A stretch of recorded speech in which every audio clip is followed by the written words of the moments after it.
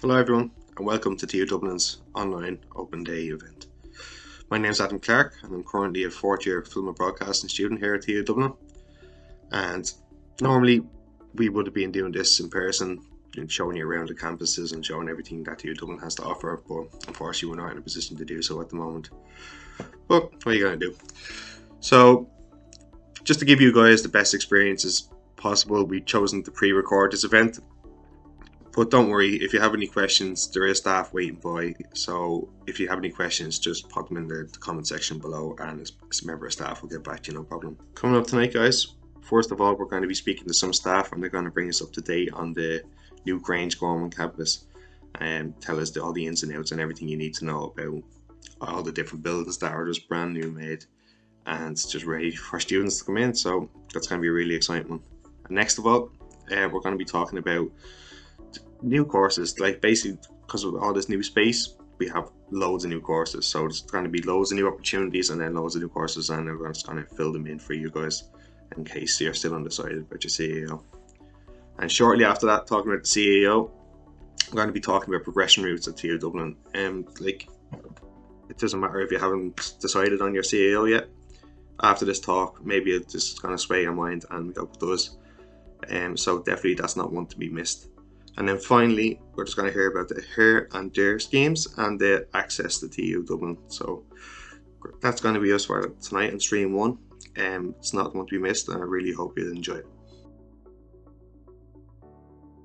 Welcome to our TU Dublin Open Day event. I'm delighted to have you here with us this evening.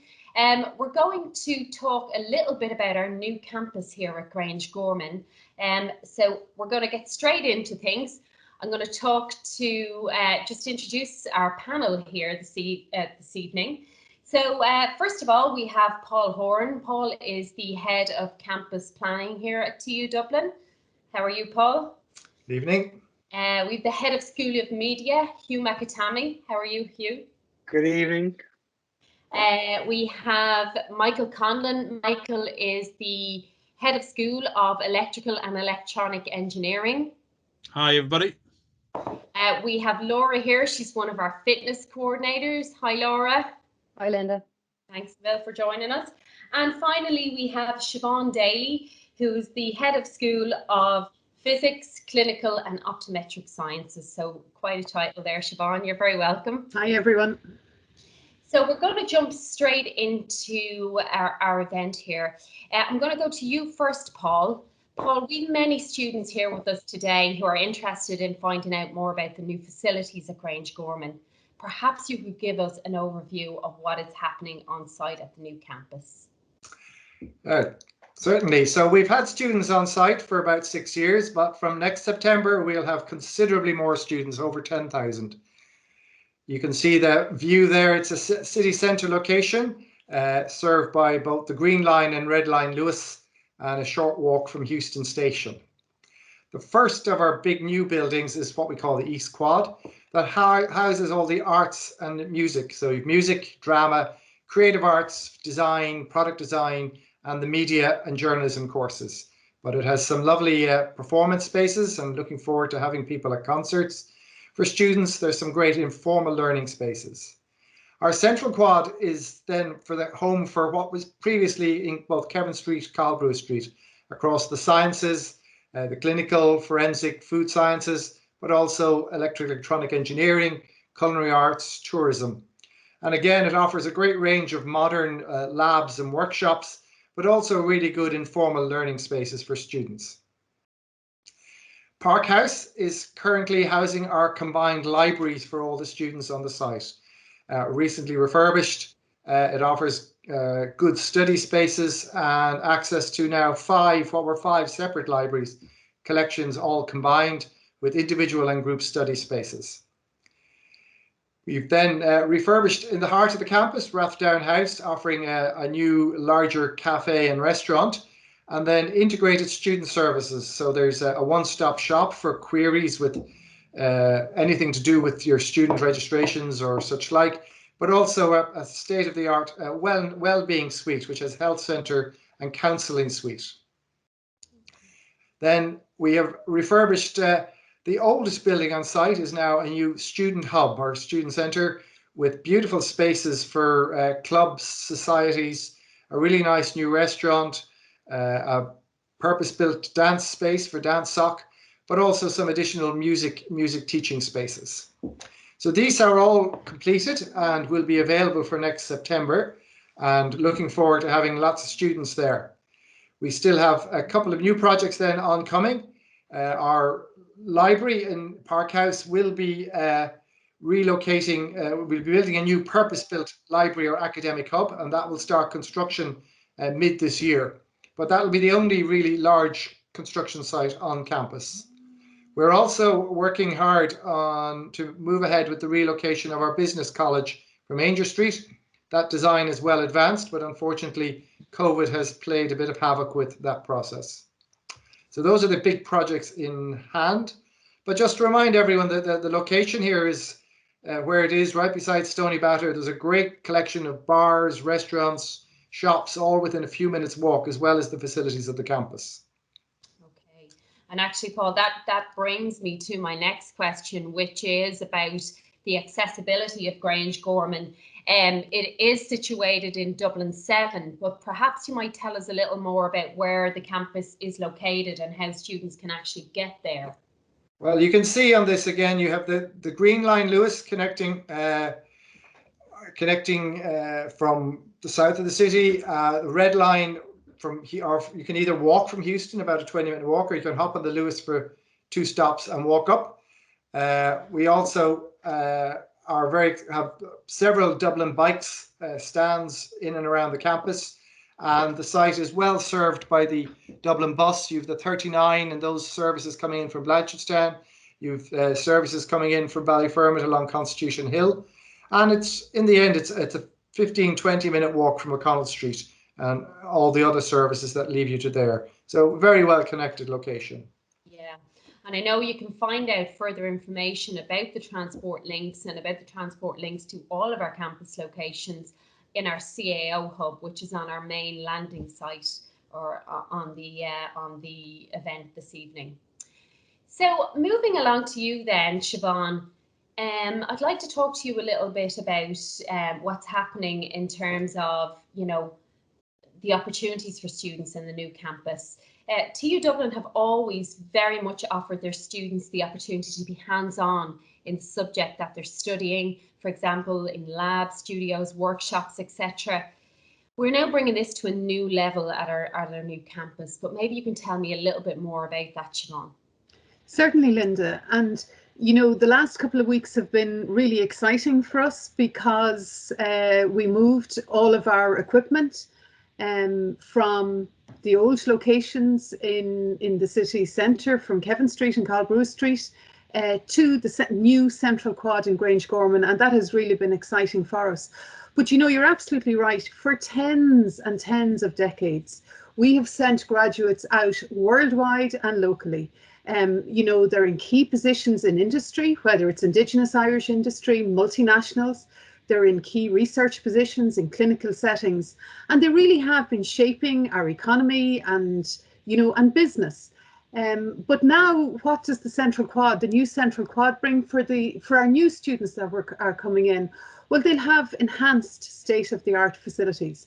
We don't just have the physics labs and chemistry labs and biology labs, but we also have the specialist labs. So the forensic science labs, the nanotechnology labs, the medical microbiology labs. So the spaces that students really acquire the skills and the knowledge and the things that employers want when they get our graduates after they've finished their courses with us. And then go to the other part of the building, and we have our kitchens.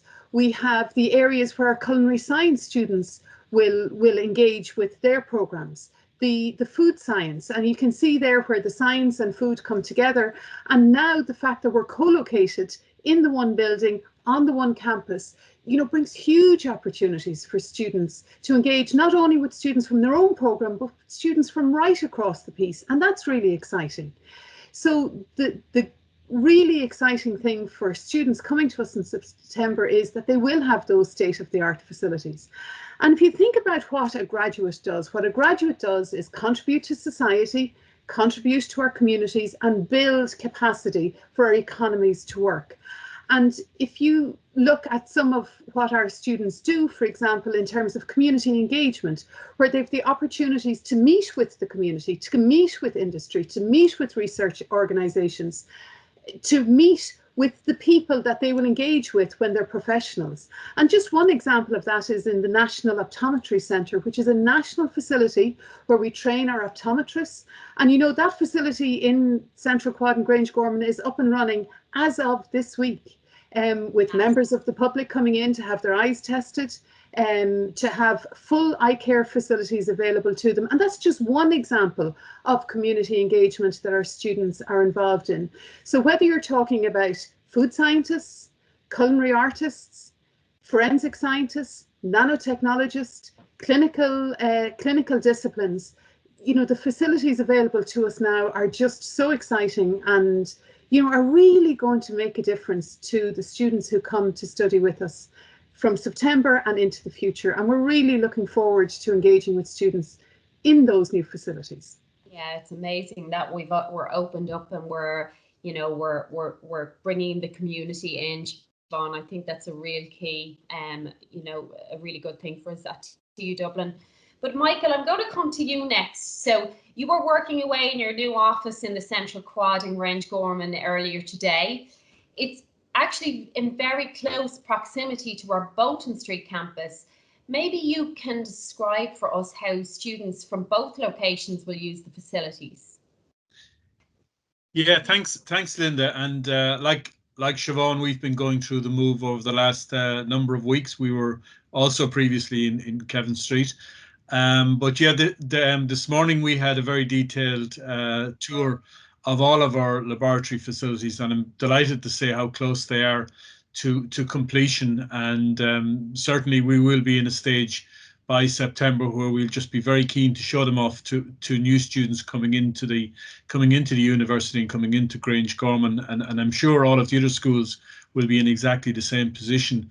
You know, we have a number, I think, of really great facilities, including we've a rooftop lab in which we can allow students to look at photovoltaic equipment and put them in the environment and see how they work, and that's a really great addition.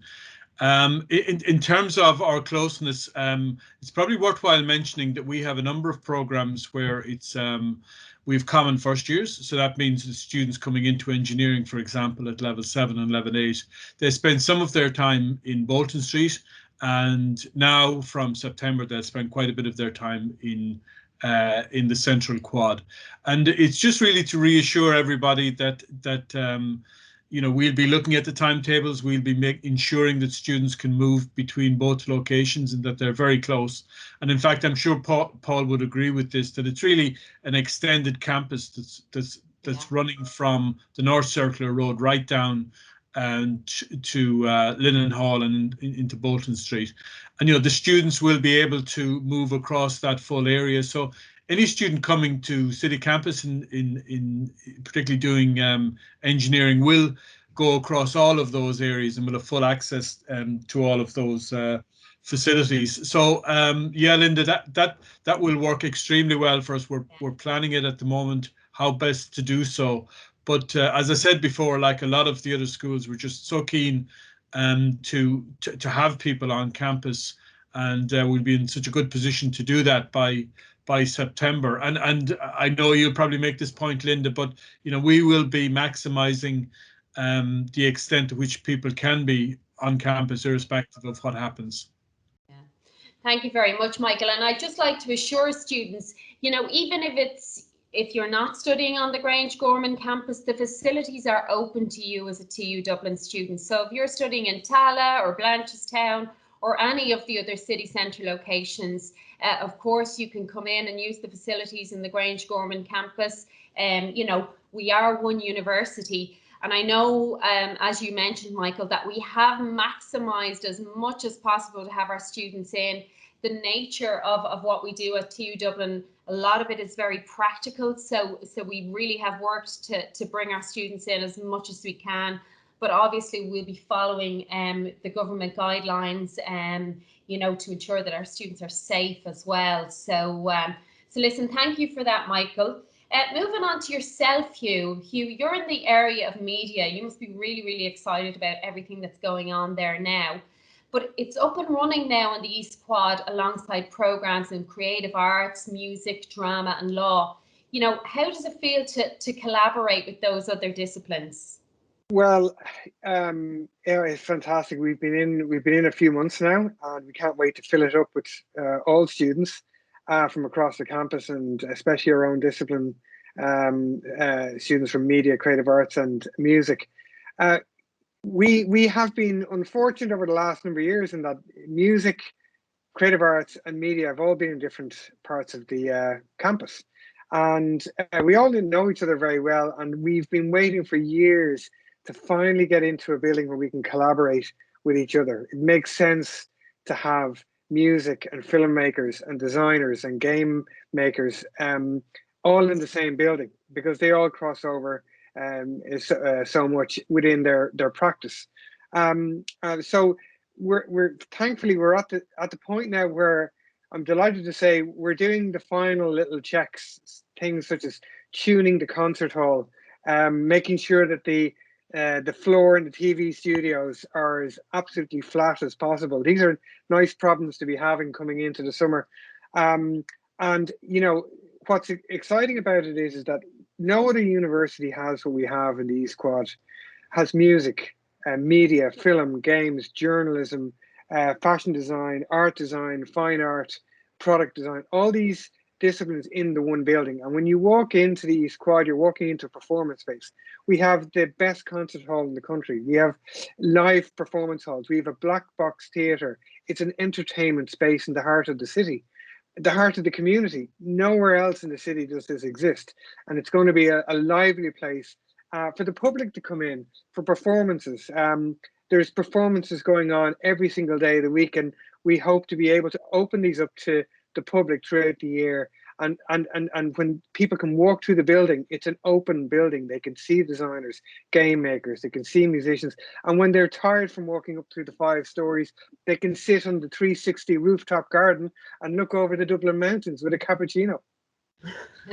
Can't wait for that, Hugh. That's my favorite part. Thank you for that. Laura, I'm going to come to you. Laura, we have always had an amazing community of students here at TU Dublin. You know, the student experience at TU Dublin has always been really, really strong. But maybe you can tell us a little bit more about how some of the new facilities might enhance that experience. Yeah, absolutely, Linda. I mean, it's a really exciting time, and you get more excited when you hear your colleagues talking about we're all going to be on one campus now together. So that collaboration is an exciting time for us all. But obviously, we moved our facilities in Kevin Street over to Grangegorman, but we've been lucky enough to be over in Grangegorman the last few years and be developing the facilities there. So we're lucky to have a gym facility in Grangegorman, and it has the latest and the state-of-the-art cardio and resistance machines. And we've just recently expanded and created a strength and conditioning room to include squat racks and a wide range of resistance equipment, and incorporating the equipment that we had in Kevin Street. So bringing it all together, making one excellent gym and facility for students to come in and use. And we offer a wide range of fitness courses, and this is from beginner to elite. So the service is there to help anyone who is not as active or is just a casual gym user or that elite performance. So that service is there to help them. I mean, there's things from beginner fitness to ladies that lift, Pilates and more. And we're lucky that the gym overlooks our fantastic pitches, which cater for training and match fixtures for our sports clubs and our casual users. So our pitches include floodlit grass pitches for GAA, rugby, a floodlit 3G soccer pitch, a 1G multi-surface pitch, including 3 tennis courts. And that's all at your fingertips as you look out the gym and you can see those pitches. So it's a pretty nice thing when you're running on a treadmill to look out on that. Fantastic to see. The pitches are excellent. And to name a few of the clubs that train in our pitches is Ultimate Frisbee, hockey, GAA, soccer, rugby. And there's many more. I could keep listing them. But we've over 40 clubs in TU Dublin. And the beauty of college is that you can try any club or any activity, especially if you've never tried it before. It's an opportunity to see what's best for you, what you've never tried before, and sample it and give it a go. And you might find something that you've never even thought you would like before. So everyone is welcome to join, no matter the ability, complete beginner, join in, and it's a great opportunity. Plus, it's a good excuse to keep active as well. But the sports are located as well in Lower House, along with music and, like Paul mentioned earlier, student union and societies. So if you do want to join the drama club or dance society or any of the amazing societies, they have a beautiful dance studio in Lower House and meeting rooms for student activities and for their projects. And it's a place for students to go and hang out and enjoy themselves and kind of take that time away from their academic, to just take that moment and get to know each other in a kind of very casual basis. And within Lower House, the sports have developed 2 new fitness studios, and I have to say they are looking really well at the moment. And Studio 1 is a state-of-the-art spin studio, all new spin bikes that arrived in the last couple of weeks, all that can be hooked up to a heart rate system, which means a kind of a community feel. So when you take place in a group fitness class, you can see how you're training. And if you don't want that to happen, that's fine. You can take the option not to. But it kind of is that little spur to make you maybe work a little bit harder in a class, or bring that kind of environment of you're all working together. And sometimes as a group, that's a great motivation for us all. And then in Studio 2, it's more of a group fitness or a team training classes or sessions that we can do there. Again, the heart rate system is available to use here. And we offer classes such as Les Mills Body Pump, Les Mills Grit, Pilates and circuits, and many, many more classes. So all our gym classes and gym bookings, because we have to book and pre-book our gym sessions now when we go in to use the facilities as well, can be booked through our TU Dublin Fitness app. And all the information about our facilities and sports can be found on the app as well. We're just 3 stops away in the Lewis stop is our Broom Bridge pitch.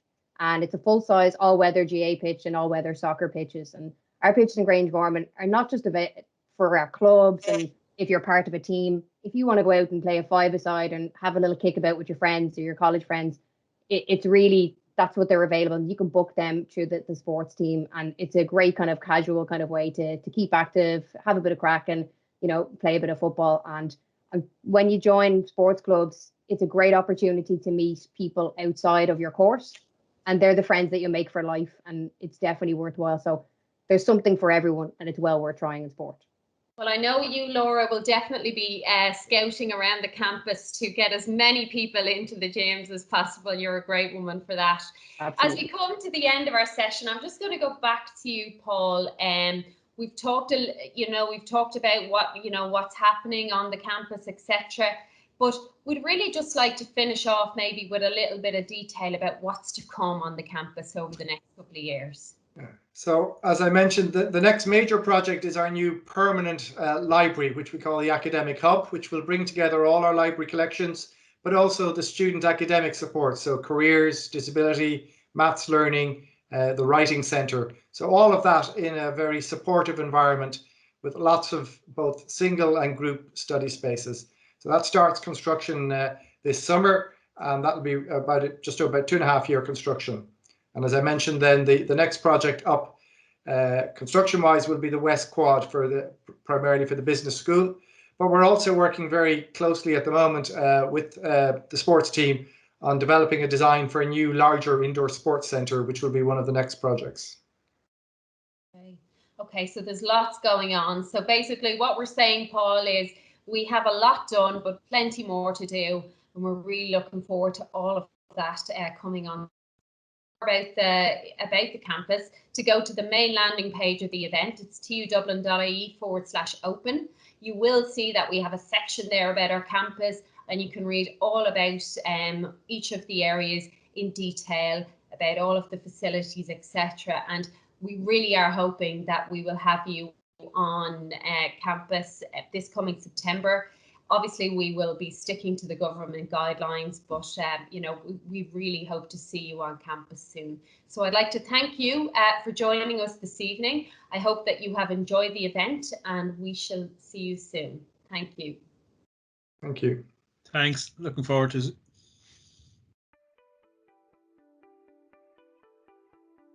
So, hello, I'm Joseph Little. I'm the Programme Chair of the BSc in Sustainable Timber Technology that starts next September 2021. We're very excited with the evolution of the programme and all its potential. I'm joined here by Damien Cross, who's a timber technologist who works in Ireland's largest sawmill. So Damien, can you tell me a little bit about your background as a timber technologist and what you do? Yep, Damien Cross is my name. I work for Glenn Brothers, which is a big sawmill and energy plant, and also a timber frame company as well in Ireland and the UK. They're probably the second to third biggest in the UK and probably the biggest in Ireland. Wow. My background, I studied as a timber technologist in the former course Wood Science and Technology, which is a degree program in the University of Limerick. It's actually, unfortunately, it's no longer going, but I suppose fortunately for TU Dublin, it is. But this course in particular is taken over from that course. Yeah, so that course closed in 2014 and went into runoff, and then there wasn't another course in Ireland until now. Yeah, there's a large gap in the market, and we're glad to have this course to replace it. I'm also enrolled in a master's degree in project management at the moment as well, so it's 60 to 70% through. Yeah, so that's where I came from. I went in via placement, so I'm glad this course has placement as well, because that's where I started off. That's where I came into Glenn Brothers all those years ago. And we've also, over the years, we've been taking placement students, and lots of them have progressed on in our company and in other companies also, over the past few years. Great. So could you give me an example of the variety of work that you do or you have done in the last 2 years as a timber technologist?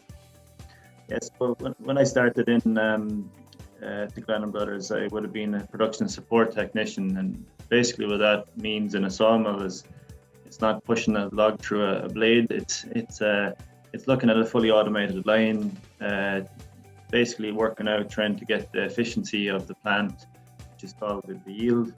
And you're looking to know, basically the owner wants to see is how much more board product can we get out of that log. And there's a lot of it's to do with data analysis, which you wouldn't think, but there's a lot of data analysis in that.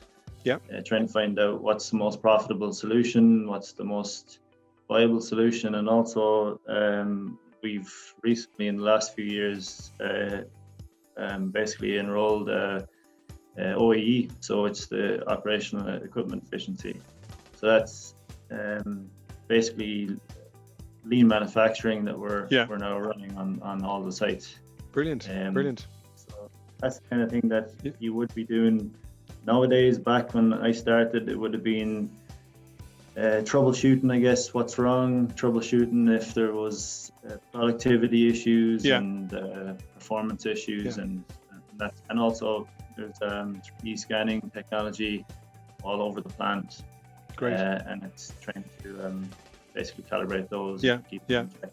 Well, I would have promoted then to probably lead engineer, and I was over the kiln drain on the site. Yeah. Some people call it a dark art, other people call it science. Yeah, sure. So today you're telling me you're phoning from Scotland, you're in Troon, and then tomorrow you're going to be in Edinburgh. So what are you doing in Troon and in Edinburgh?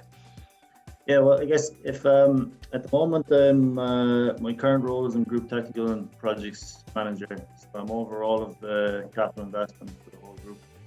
And what that basically means is I go between, it could be Cork on a Monday, it could be Scotland, Troon on Tuesday, it could be Edinburgh on Wednesday. It's varied. Every single day is different.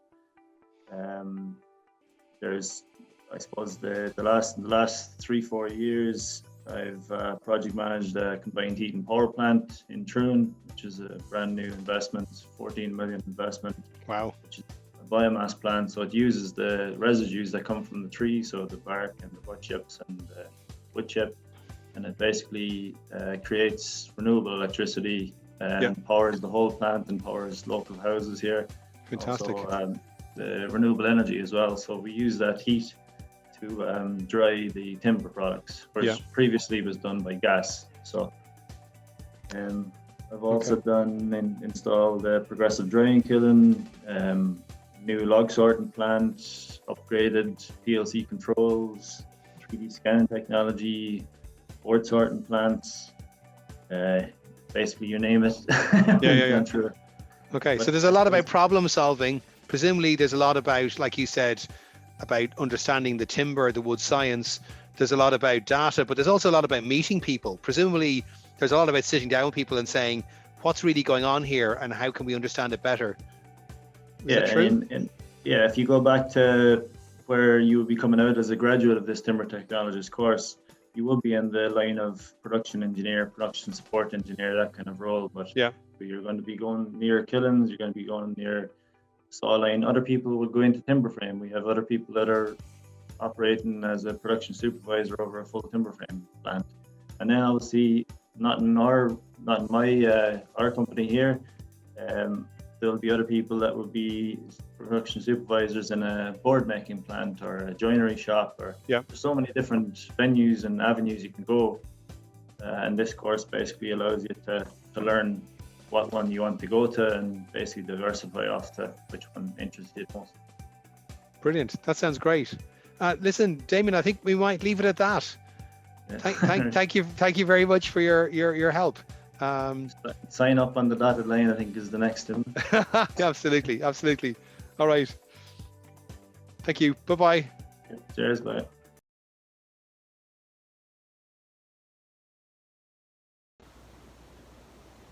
Hi, if you're thinking about choosing studies in early childhood education and care at TU Dublin Blanchardstown, this year for the first time you'll be able to decide which campus that you would like to study the course on. So we have an early childhood education and care programme on Blanchardstown, TU Dublin Blanchardstown campus, and we have the same course at TU Dublin Tala campus.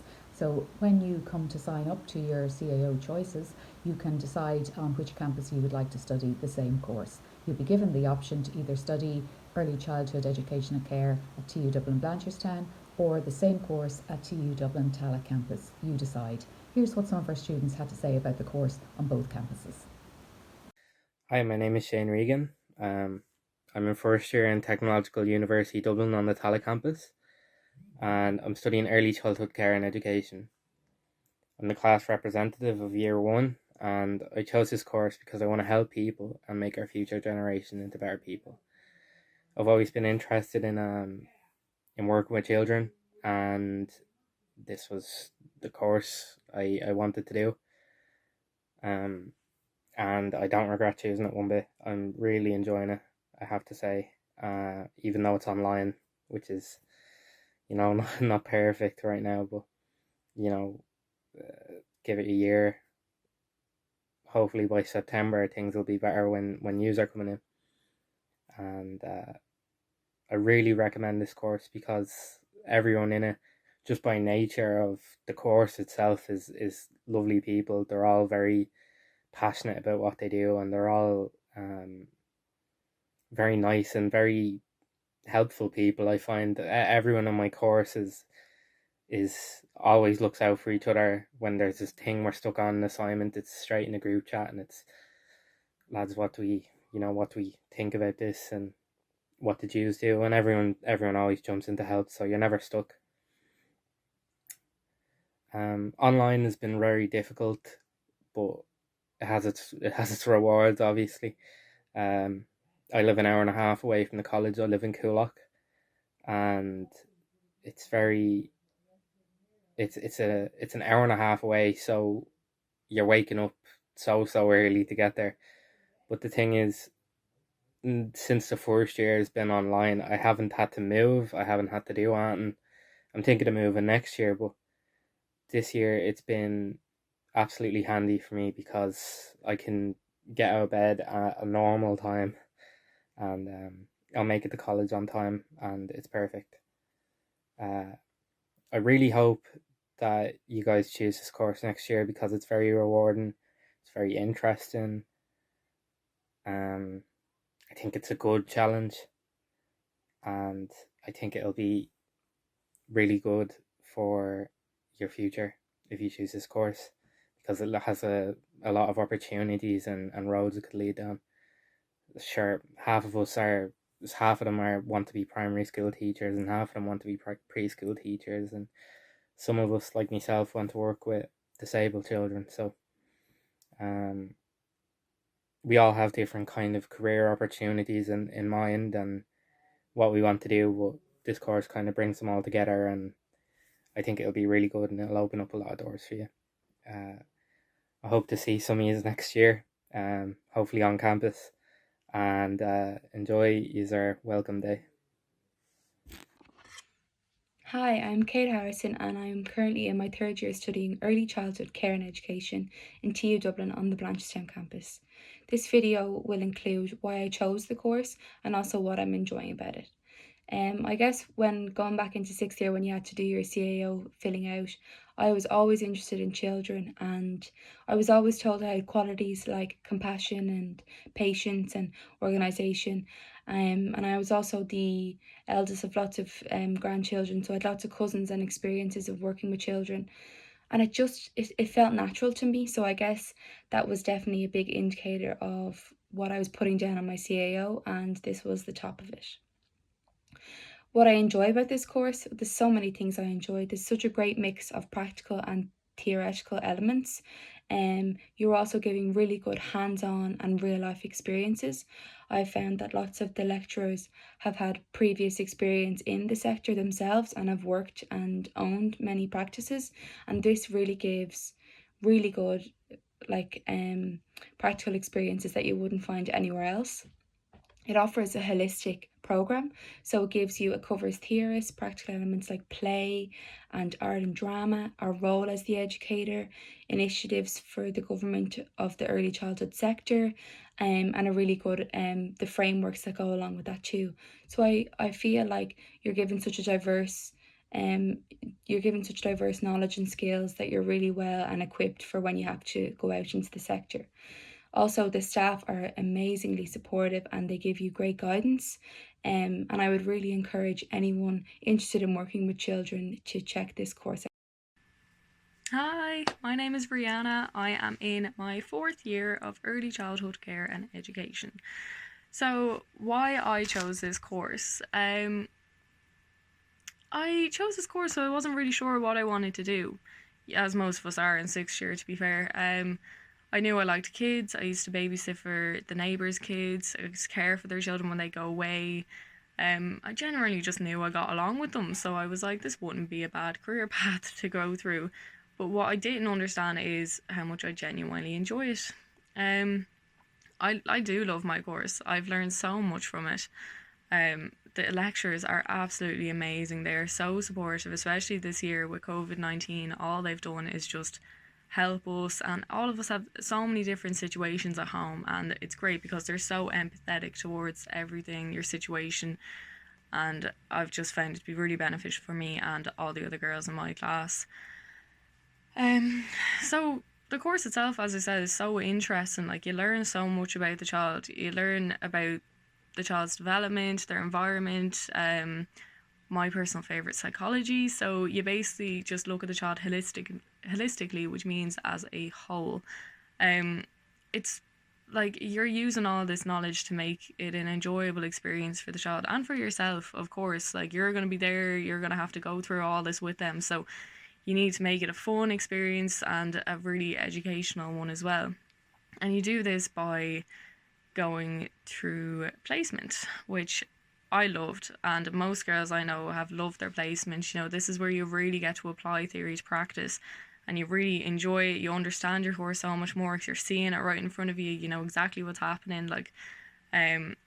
Like it has really helped me. Like, I genuinely do love it. Overall, I've had like an amazing experience in my course.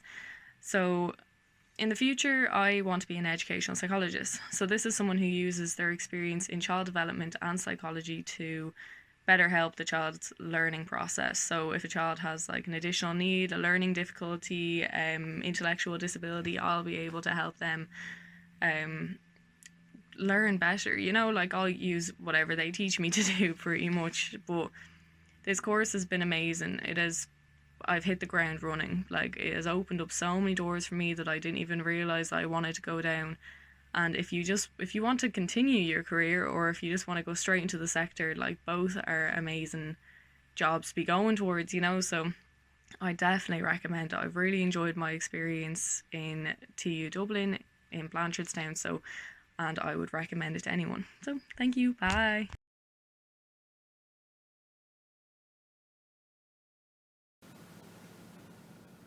New on the CAO this year for Technological University Dublin Tala is the business entry options.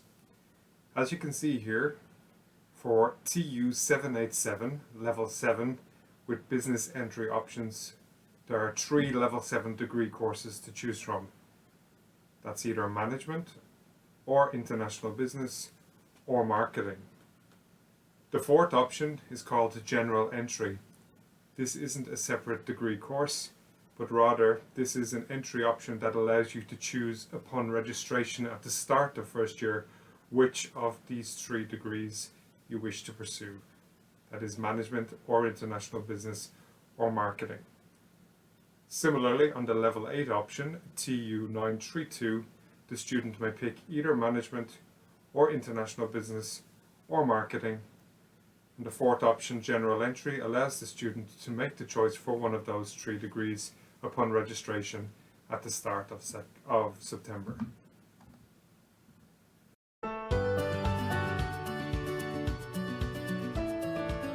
Hi, my name is Sandra Thompson and I'm Programme Manager in TU Dublin on the Blanchetown campus. We are delighted you are exploring your higher education options with TU Dublin. I am here to tell you about our Business General Entry programme we offer from the Blanchetown campus. This programme is designed to allow you the flexibility to decide on the direction you want to take. Our Business General Entry programme will provide you with many options, not just on entry, but throughout your time on this programme.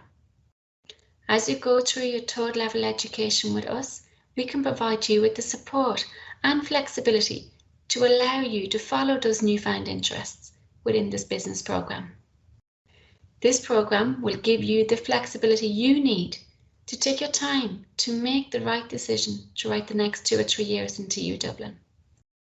Whatever the direction you choose, our specific business programmes will provide you with the practical, work-ready skills you need to get a job in a variety of companies.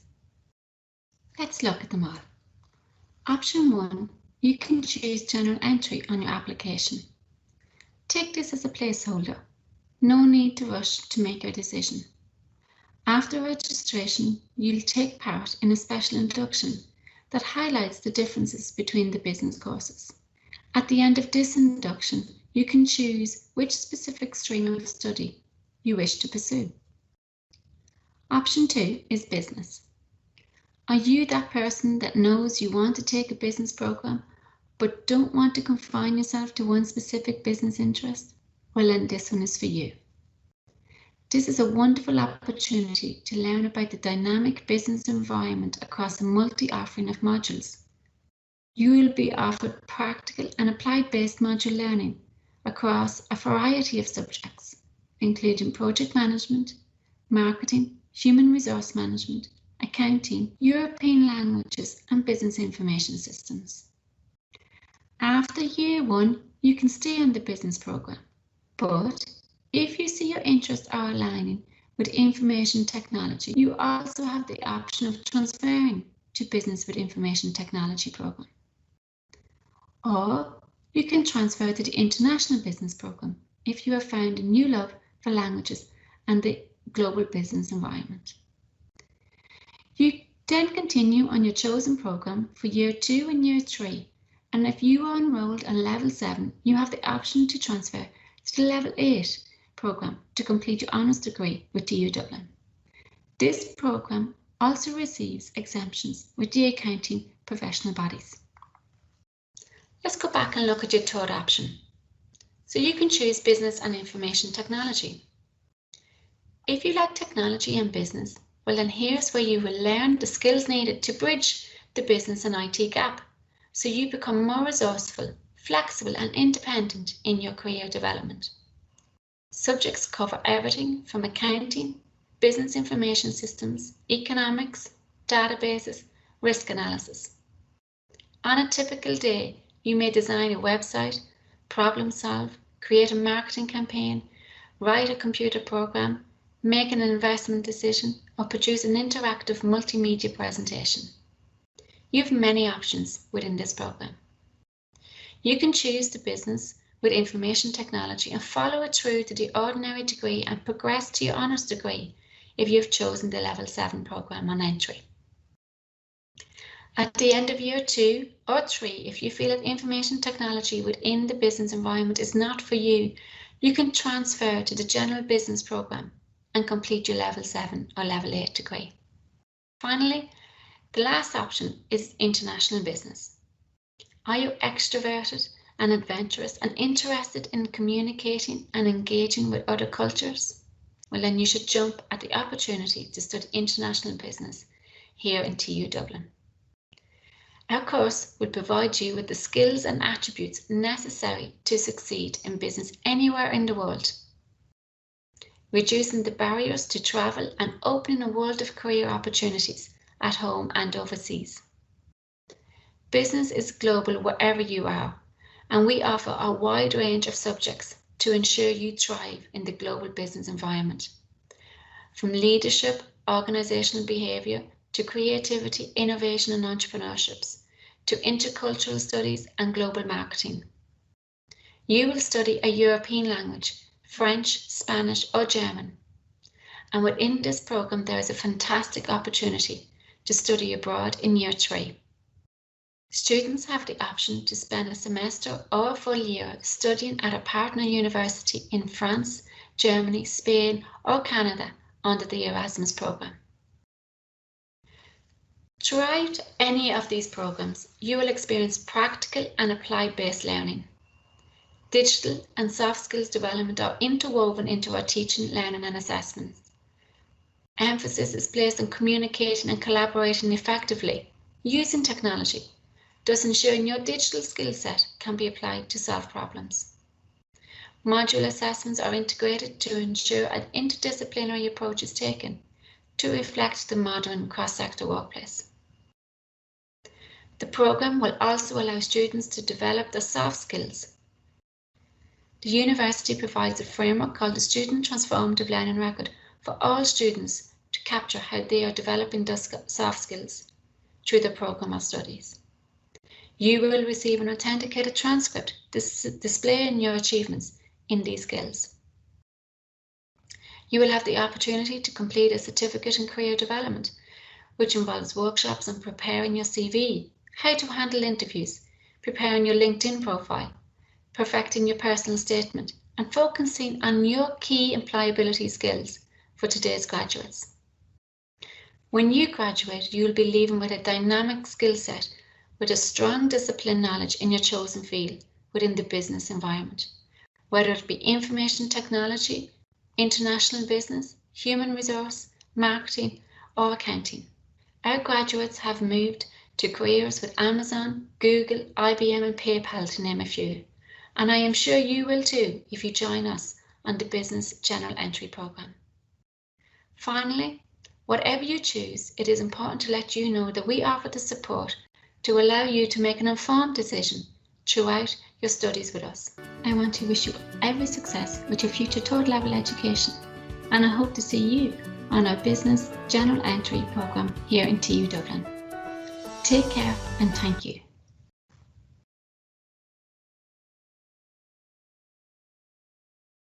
Hello, my name is James Wright, and I'd like to provide you with a short presentation on the structure of the electronic and software engineering programs on TU Dublin Tallaght campus. We have 3 programs: TU 829 Electronic and Software Engineering, which is a 4-year program at level 8. TU 726 Electronic and Software Engineering, which is a 3-year program at level 7. TU 605 Electronic and Information Engineering, which is a 2-year program at level 6. All these programs will have specific entry criteria which will apply at the time of application. We can now look at some of the topics that you might see in electronic engineering and in software engineering. For instance, in electronic engineering, we would look at computer networks or the hardware units within the networks. We would look at communications engineering and radio frequency design. We look at semiconductor device design and the fabrication of the microchips. We look at embedded software, that is the software which drives systems. We would look at hardware design, both in analog and digital areas. For software engineering, again, we'd look at computer network engineering, but this time we'd look at the programming of the network and programming of the systems within the network. We'd look at software development. Topics such as machine learning would be studied. And also we'd look at data and the processing and storage of data and the analysis. The Internet of Things is also a very important topic, which will be covered in the program. So the focus in the software engineering really is on the software and the software aspects of electronic engineering systems, whereas the focus on the electronic engineering programs is the hardware and the communications and the design of the hardware. So we can look at one program, for instance, TU 829, which is the 4-year electronic and software engineering level 8. Year 1, students who apply for electronic engineering and software engineering would come in year 1 on general entry. In this case, they would all do the same material and all do the same modules, and they would gain experience of the engineering discipline. In year 2, then, software electives and hardware electronic engineering electives are offered, and this allows the differentiation between two students to begin. And when you come to year 3, then the students will make final choice which stream they shall follow. So they can either take the electronic engineering stream or the software engineering stream. Year 3 and year 4, then, you see there's 2 different streams. And finally, students in the electronic engineering stream will graduate with BEng Hons in electronic engineering, and students in the engineering software stream will graduate with a BEng Hons in software engineering. So in this case, we allow students make the decision when they are most informed. If you look at the level 7 program, TU 726, electronic and software engineering, once again, year 1 is a general entry and the students would do all the same modules. In year 2, then the electives will be used to differentiate or begin the differentiation of the 2 streams. In year 3, then the students would make the choice which is the preferred stream. And at the end of year 3, a student in the electronic engineering stream would graduate with a BEng in electronic engineering, and a student in the engineering software stream would graduate with a BEng in software engineering. And this allows then the students to get to level 7 and have differentiated and take a different award.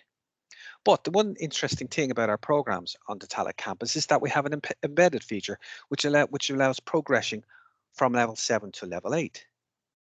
For example, in the diagram there, where you can see that a student who graduates at the end of year 3, either with a BEng electronic engineering or the BEng software engineering, has an option to transfer to an add-on year, year 4, which will provide them with a BEng Hons in electronic engineering. To transfer to this add-on year 4, the student must have a GPA of 2.5 and a mathematics average of 60% in year 3. This is the criteria that's required of the student to transfer from the level 7 program into the final year of the level 8. If I look at TU 605, which is the higher certificate in electronic engineering, again, year 1, all the students enter and they would do the same modules. In year 2, then the electives are provided, so students can take areas which is their strength, such as the electronic engineering hardware design or the software engineering programming and design. At this point, then, after the 2 years, the students will gain an award of the higher certificate in electronic and information engineering. At this point, then, the programs have an embedded nature. So a student then can make the choice to move to an add-on year 3, either in BEng in electronic engineering or the add-on year 3 BEng in software engineering. At this point, then, the students will graduate with a level 7 award of bachelor's engineering in electronic engineering or a bachelor's engineering in software engineering. And once again, at that point, the students can make a further decision to apply for the honours bachelor's in electronic engineering and the honours bachelor's in software engineering, so they can continue on the separate streams and graduate with either electronic engineering honours degree or a software engineering honours degree. Now, the transfer between the level 6 to the level 7 and the level 7 to the level 8 all has specified criteria which the students must satisfy. So if you have any questions, you can email me, James Wright, at TU Dublin, Tallaght. So that's james.wright@tudublin.ie. I'd be very happy to answer any of your queries and clarify any aspects of the presentation which you might require to. Thank you very much for your attention, and I hope to see you in TU Dublin Tala sometime soon. Goodbye. Hi there, my name is Roisin Murray and I'm the Head of Transport Management at TU Dublin, and I'm going to speak to you about the BSc in Sustainable Transport Management. I will provide an overview of the programme. I will discuss the career prospects and jobs that you can expect upon completion of the programme. I'll describe the programme learning outcomes as well as the modules and the structure of the programme. Work placement occurs in year 3 for a semester. I'll describe the work placement programme. I'll also discuss entry requirements, the importance of our links with industry, and also the School of Facilities that's available in Bolton Street. This is an honours degree programme. It's listed on the CAO under the level 8 options. It's a 4-year full-time programme. There's no part-time version of the programme available, so this is a full-time programme for 4 years. The programme was formerly known as the BSc in Transport Operations, but that programme has been reviewed and it has been modernised, and it is now known as the BSc in Sustainable Transport Management. The CAO points in 2020 were 285, and CAO points are driven by the demand for a programme. The programme is unique in that it relates to the 4 modes of transport, and the 4 modes of transport are road, aviation, maritime and railway. We look at global transport, we look at the management of an actual transport system as related to public transport, passenger and freight and logistics, and also there's a focus in this course on sustainability, which we'll talk about in a couple of moments. The programme is delivered in TU Dublin in the Bolton Street campus. All classes will take place in the Bolton Street campus, and the course code on the CAO is TU814. Sustainability is incredibly important in relation to transport, and what sustainability is all about is considering different impacts on the likes of a transport system. We'll consider the society and the societal impacts of transport, whether it be public transport or whether it be freight and logistics. The impact of the environment is very important, and looking at things like climate change and emissions. The economic impact of a transport system is also vital, and the way in which we manage a system for transport comes under the governance pillar of sustainability. So this programme is quite unique in that it covers the sustainability of transport in the context of the 4 transport modes. The programme is one of its kind in Ireland. It's a unique offering on the level 8 listing on the CAO. As mentioned, we look at the 4 modes of transport and we consider sustainability, including the likes of climate change. So there are modules on the programme that consider factors that influence the sustainability of a transport system. The great benefit of this programme is that there's a work placement in year 3. For a semester, all students on the programme will undertake a placement and have a real job role in a company or an organisation in the transport sector.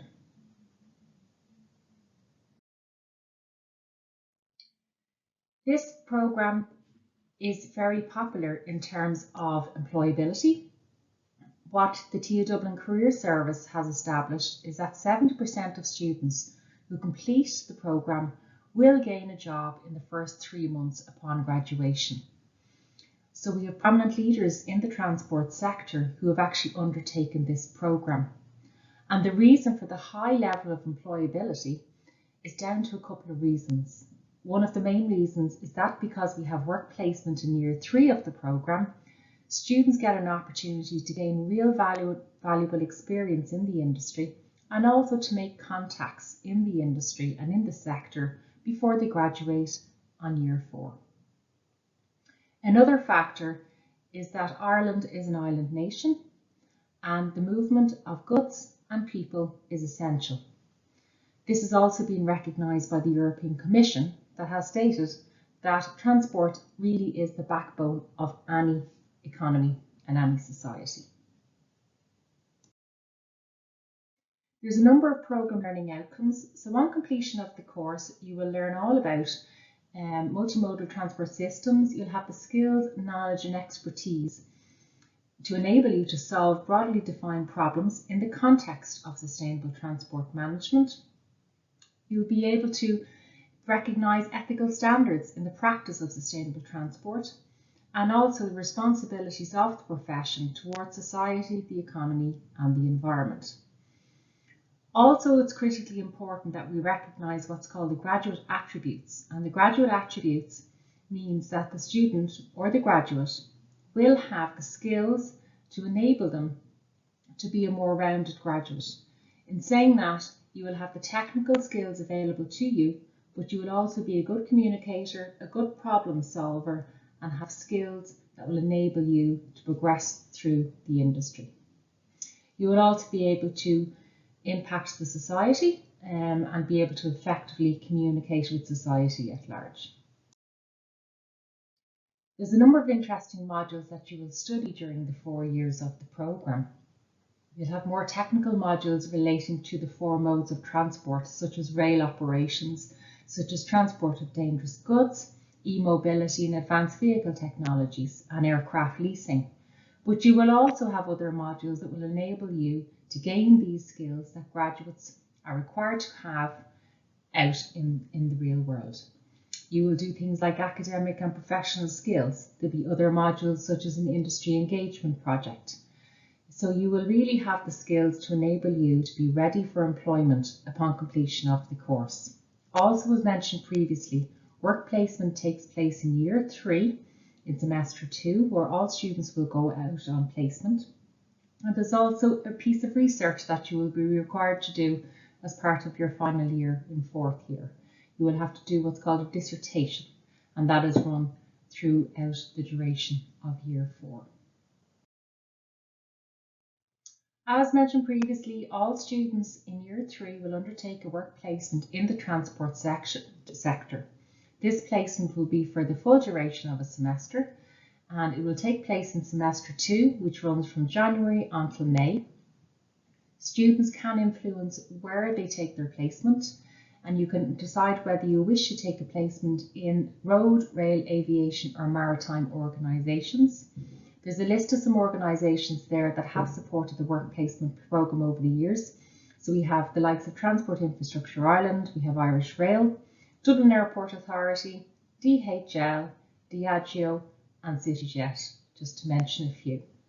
So this provides an opportunity for students to gain some real experience in the industry during their studies. And also, placement can take place in Ireland or indeed abroad should the student wish. In terms of the minimum entry requirements, the minimum number of subjects that must be taken at Leaving Certificate is 6, and 2 of these subjects must be taken at higher level. Also, the minimum Leaving Cert grade in Maths is an 04 or a H7, and the minimum Leaving Certificate grade in English or Irish is an 06 or a H7. It also is an advantage if you can demonstrate professional experience in the transport sector. And in the case of international applicants are required to have a minimum overall score on the IELTS of no lower than 6. We also consider the application of non-standard individuals, and those are individuals that have completed a level 6 award either in TU Dublin or elsewhere, and they have eligibility to access the programme as a non-standard applicant. It's also an advantage if the individual demonstrates their professional experience in the transport sector. Students who complete a level 7 award either in TU Dublin or elsewhere can apply for entry onto either year 3 or 4 of the programme, and this is what's called advanced entry. In order to enter into year 3, the student must possess a level 7 award and be granted either a merit lower division, a merit upper division, or a distinction award classification. If applicants wish to enter at year 4 of the programme, they must possess the level 7 classification award of either a merit upper division or a distinction.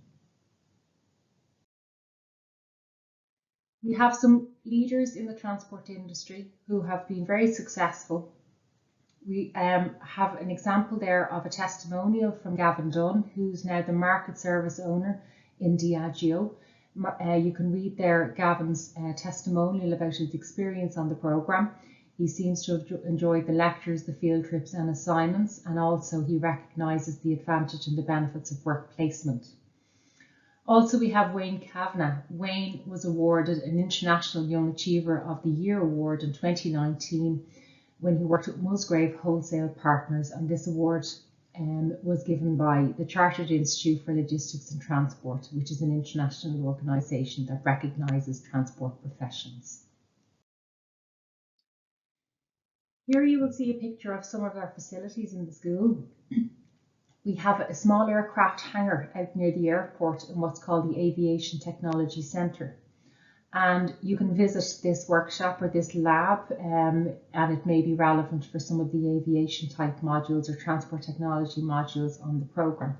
We also have some automotive workshops which you may like to visit during the course of the programme. There's a number of computer labs in TU Dublin Bolton Street campus, and the school which delivers the programme actually has dedicated PC labs which you can use for undertaking your assignments or assessment work, and also some classes will be delivered in these PC labs. So I'd like to thank you for taking the time to have a listen to this presentation. Again, the course is the BSc in Sustainable Transport Management. It's listed under the Level 8 options on the CAO for September 2021. My name is Roisin Murray. My email address is on this slide. If you would like to contact me for any further information or if you have any queries, please do not hesitate to do so. And you also might like to visit our webpage at dit.ie/transport. Good afternoon. My name is Frank Costello, Head of Admissions and Enrollment Planning in TU Dublin City Campus. I have some colleagues here with me to discuss the whole area of entry routes and progression for the CAO applicants. I have three students, which we were very delighted to have with us. We have Jane Johnson, who tell you exactly what she is doing in college at the moment. I'm currently on the Work and Learn program for the higher certificate in computer and networking systems. Presently, I'm only doing 1 day a week in college on work experience, the other 4 days. So I'm working in Vodafone, hence the wow behind me. I chose the Work and Learn because I am a mature student, and I wanted a quick way to get back into the workplace. And thank you, Jane. That's really good. We'll come back to you, Jane, on the mature student point at a later stage, if that's okay. But it's really nice to see that you're doing working and learning. You are working and you are learning at the same time, which is fantastic. And can I introduce you now to Patricia Kinsella? And maybe you can introduce yourself, Patricia. Hi, I'm doing advertising and marketing final year, which is quite tough. A lot of work going on at the minute, but it's quite rewarding, and we're working alongside a few clients, trying to get some advertising out for them, and hopefully coming up with some good work for them. And I understand, Patricia, that you made an application by way of an advanced entry student. Is that correct? Yeah, and you can talk to us on that at a later stage as well. Fantastic. And next we have Melissa, who's on mute. So maybe, yeah, good girl, Melissa. Hi. Melissa Comerford, could you just introduce yourself as well, please? Yeah, I'm a full-time mechanical engineering student at Bolton Street, and I'm in my 3rd year. Okay, thanks, Melissa. And I'll introduce you to Kevin Gahan, who's an academic in engineering and might even know Melissa. I'm not quite sure. So, but Kevin, maybe you might introduce yourself and the purpose for you being here today. Yeah, well, I am an electrical engineer by profession, but I am currently responsible for the common first-year engineering programs at levels 7 and level 8 going into City Campus. So many engineering students pass through my hands, and many students who have progressed from other TU Dublin programs as well pass through my hands. Thank you. And then Peter Lewis, career guidance teacher, but career counselor, I do apologize. Peter, you're on mute, please. Absolutely. Hi, everybody. Peter Lewis is the name, career coach with the Career Development Centre in TU Dublin, based in City Campus. And I work a lot with the engineering students in City Campus. And I'm delighted to be here to talk about the varying and multitude of progression options and routes that are available to students, and so many opportunities going forward in terms of their career. Thank you, folks. What I'm going to do now is I'm going to give a little overview on the CAO application process without giving you the long drawn out. But I think it's important. I refer to some very important issues. This year alone, just that people who are listening in and understanding this, that we've had 70,000 individuals apply to the CAO for a third level place in all our colleges here in Ireland. For TU Dublin, the applications are enormous as well, and we have up to 22,000 individuals have applied to programs this year. So hence, we have an awful lot of students. We welcome every application on the basis that we believe in TU Dublin that we have the opportunity to facilitate many years of learning across all our great disciplines. And the disciplines are broadly in the areas of engineering and built environment, hospitality and tourism, social care, journalism. We have it in science and health, pharmaceuticals, food sciences, in the biological sciences, computer sciences, and we have it in all a myriad of business programs, and we also have it in many of smaller, unique areas, and that's available on our website at tudublin.ie. I think it's very important also to remember that TU Dublin is the biggest provider of programs from level 6, 7, and 8.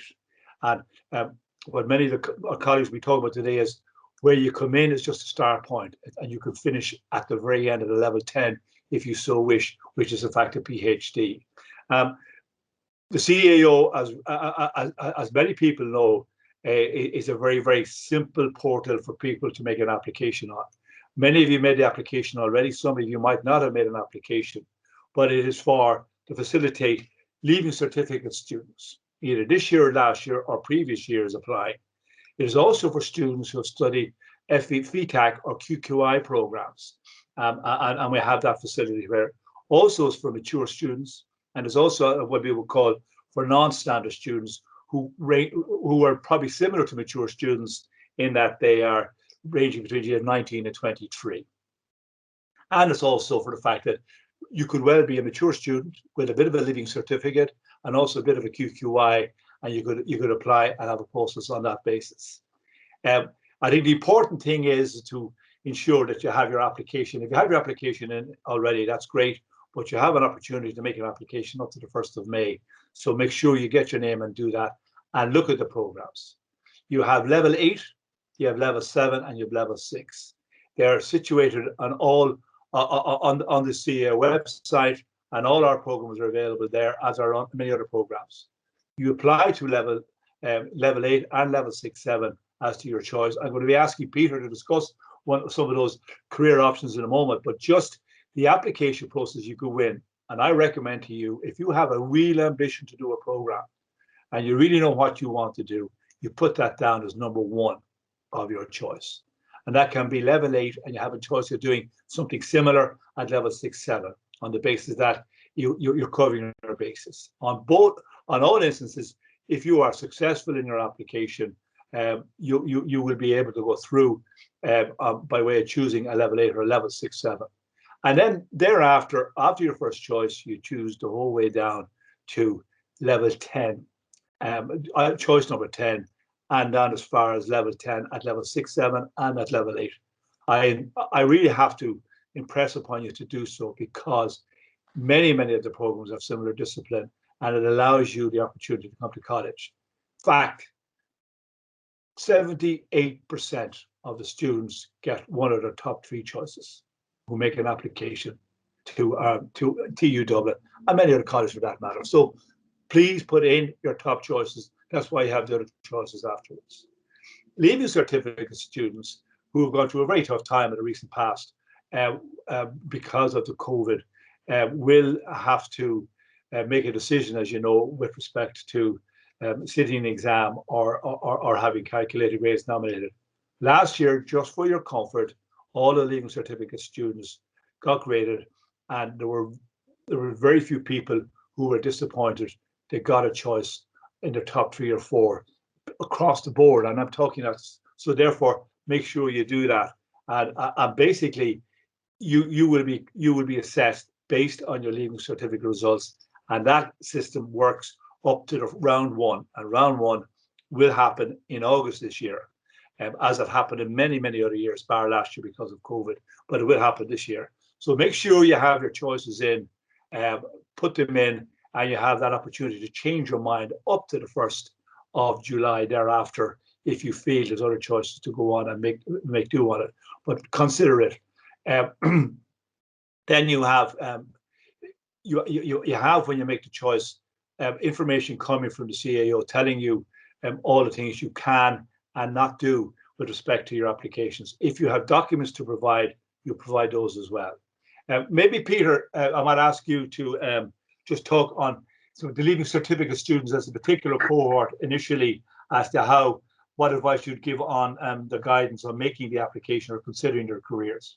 Sure, absolutely, Frank. And you've given some excellent advice there in relation to when writing down their choices on the CAO. They have to be choosing courses based on what you're interested in, what you're passionate about, what you want to do, what you'll wake up every morning and be enthused and energized about coming to. So it's really important that you think about those elements when making your choice, and not making decisions or listing courses on the basis of perhaps what others say, or solely on the basis of someone says there's jobs in that area, or the salary is the best, or someone else perhaps wants you to become a certain role. It's really important that you're doing a program that you're enthused and energized about, that you're motivated about, that you're learning the skills and knowledge that you want to learn. And that's so important, because many students, they do end up in a program choice, and sometimes by accidentally they list the wrong programs as their first or second or third choice, and they end up being offered a program that isn't really suited to them, or you know, what fits them and their personality and the way they like to learn and engage, and the topics they like to engage with. So really important to get the order and the thought process right, because you kind of get a bit stuck if you have an offer and you have to perhaps accept that offer, or wait for available places or vacant places to be available then if you choose not to take that one. So really important to think about those elements when deciding on a program. And I think also when looking at courses, there's often this often a misconception that perhaps people who do either FETAC level 5 courses, or level 6 certificates, or level 7 ordinary degrees, that it's solely because they didn't perhaps achieve a grade or entry requirements. And that can be the case, and that is a possibility for individuals. But in many cases, people also choose to do these programs because they want to choose maybe to do a shorter course, something as a taster. They don't want to commit to a longer program, and they want to, you know, they want to trial these things. But the great thing about the so many options that are available to students now to engage with higher education, that if you choose to do a FETAC program, if you choose to do a level 6 certificate or a level 7 ordinary degree, there's so many options for progression within higher education institutions within TU Dublin. For example, in many ways, doing your FETAC course could be that entry point that gets you into that first year of that program that you want to do. if you choose to do a 2-year level 6 certificate. Many students do that, and they would then have the opportunity to progress onto perhaps 2nd or 3rd year of a level 8 program. And many students who also do level 7 degrees, often they have the opportunity to progress, and they have the opportunity to progress onto the level 8 honours degree. So all these options are open. So sometimes they take a little bit longer, but it is a wonderful opportunity, I suppose, to continue your education. So if you do perhaps fall short in terms of entry requirements or points perhaps in the Leaving Cert or so, don't feel that that's the end of your journey and so forth. You have so many possibilities moving forward up through the various levels, and all of these are open to students in TU Dublin across multiple disciplines. Yeah, can I ask? Thank you, Peter. I can't emphasize it stronger if you really can't. Maybe I'm not going to, from putting your hat on, Kevin, where the academic looking at it, and you're dealing, I think it's a very good example on the multidisciplinary programs, which are broad general entry programs into first year. What are you looking at, and what advice would you give to students who are considering to do a program of that nature? I know you can talk specifically about engineering, but the same applies across the other disciplines as well. Yeah, I mean, my experience is directly from engineering, but I think what I say applies pretty much to all of our courses. Look, I'm very proud, and I think we're very lucky to have the widest range of courses, certainly in engineering in Ireland, and actually one of the widest throughout Europe. What that means is that we have an entry point that's appropriate for everybody. And this is because, to me, this is about lifelong learning. I work with students and I see students and watch them grow and mature. And what it's hard for, 17 or 18-year-old to realize that the Leaving Cert is not the end of anything. The Leaving Cert is just a stepping stone. And that does not define who you are or what your career is. I have so many stories. I mean, it's almost ridiculous of people who have the most fantastic careers, and the Leaving Cert is long forgotten. Doesn't mean it's not important. You do try and do your best, because it's about finding the right entry point. And so, for example, I would work with groups of students who come in, high in their class, honours maths, go straight into a level 8 heavy engineering course, do very well, and that's the appropriate level for them. Equally, students who maybe maths wasn't quite as strong at school, or they maybe want a bit longer. I see those students find an appropriate course. Is it level 6? Is it level 7? Is it maybe a PLC preparation for engineering? I've worked with these students, and you will be amazed. A year or two later, those same students are coming into an engineering class. They're coming in maybe advanced entry into 2nd year or 3rd year. Like if you a level 7 might bring you into 3rd year. And amazingly, because I've seen this happen so many times, in students come in 3rd year and a little bit nervous first semester in 3rd year, a bit of a shock. Oh, it's more theoretical. It's by Christmas, those students have not only caught up, but generally they're actually outperforming the students, because bit of maturity, and also this is about developing as a learner. Well, what you don't realize, the difference between you at 21 or 22 and you at 17, you will have matured, you've developed your own skills, you'll know what you want to do, you'll know why you're there. Because what I absolutely can say is that, we have an appropriate entry point for everybody. We'll try and work with people. If somebody's not sure, I'm delighted to speak with them. I have discussions with students, because we do have both level 7 and level 8 that I work directly with. I'll talk to a student and say, well, now, very important, the point that Frank made and Peter made, that, fill out all your options, the CAO. There is, unfortunately, some people who think, oh, my son or daughter is only going to do a level 8 honours degree. That is, fill out all your options. Gives you the options. And if an honours degree is the appropriate point, go that way. But if it's not, we won't put a limit on you. You know what I mean? The thing is finding the best entry point for you. And as I say, and just, to follow up that, because I know people are talking about masters and PhDs and all this, it seems like a rarefied, but I had the pleasure of being a supervisor for an engineer who did a PhD in wave energy. Is now one of Europe's foremost experts in wave energy. And in a chat, in fact, I brought him in to talk to my own first-year students, and the first thing he said to them is that, I have a confession to make. I'm actually bad at maths, and I had to go the long route, as he calls himself, in engineering. So he had to work his way up, but he got into the level 7. He got into a level 8. regressed. And he managed, you know, by going that route, which is the right route for him, he then got a job with ESB, as it happens, worked for a few years, realized that he wanted to study it, came back and did a PhD. So he now has a PhD in electrical engineering, and this is somebody who was bad at maths, according to himself, at the Leaving Cert. So that's just my experience. But there's so many stories of that.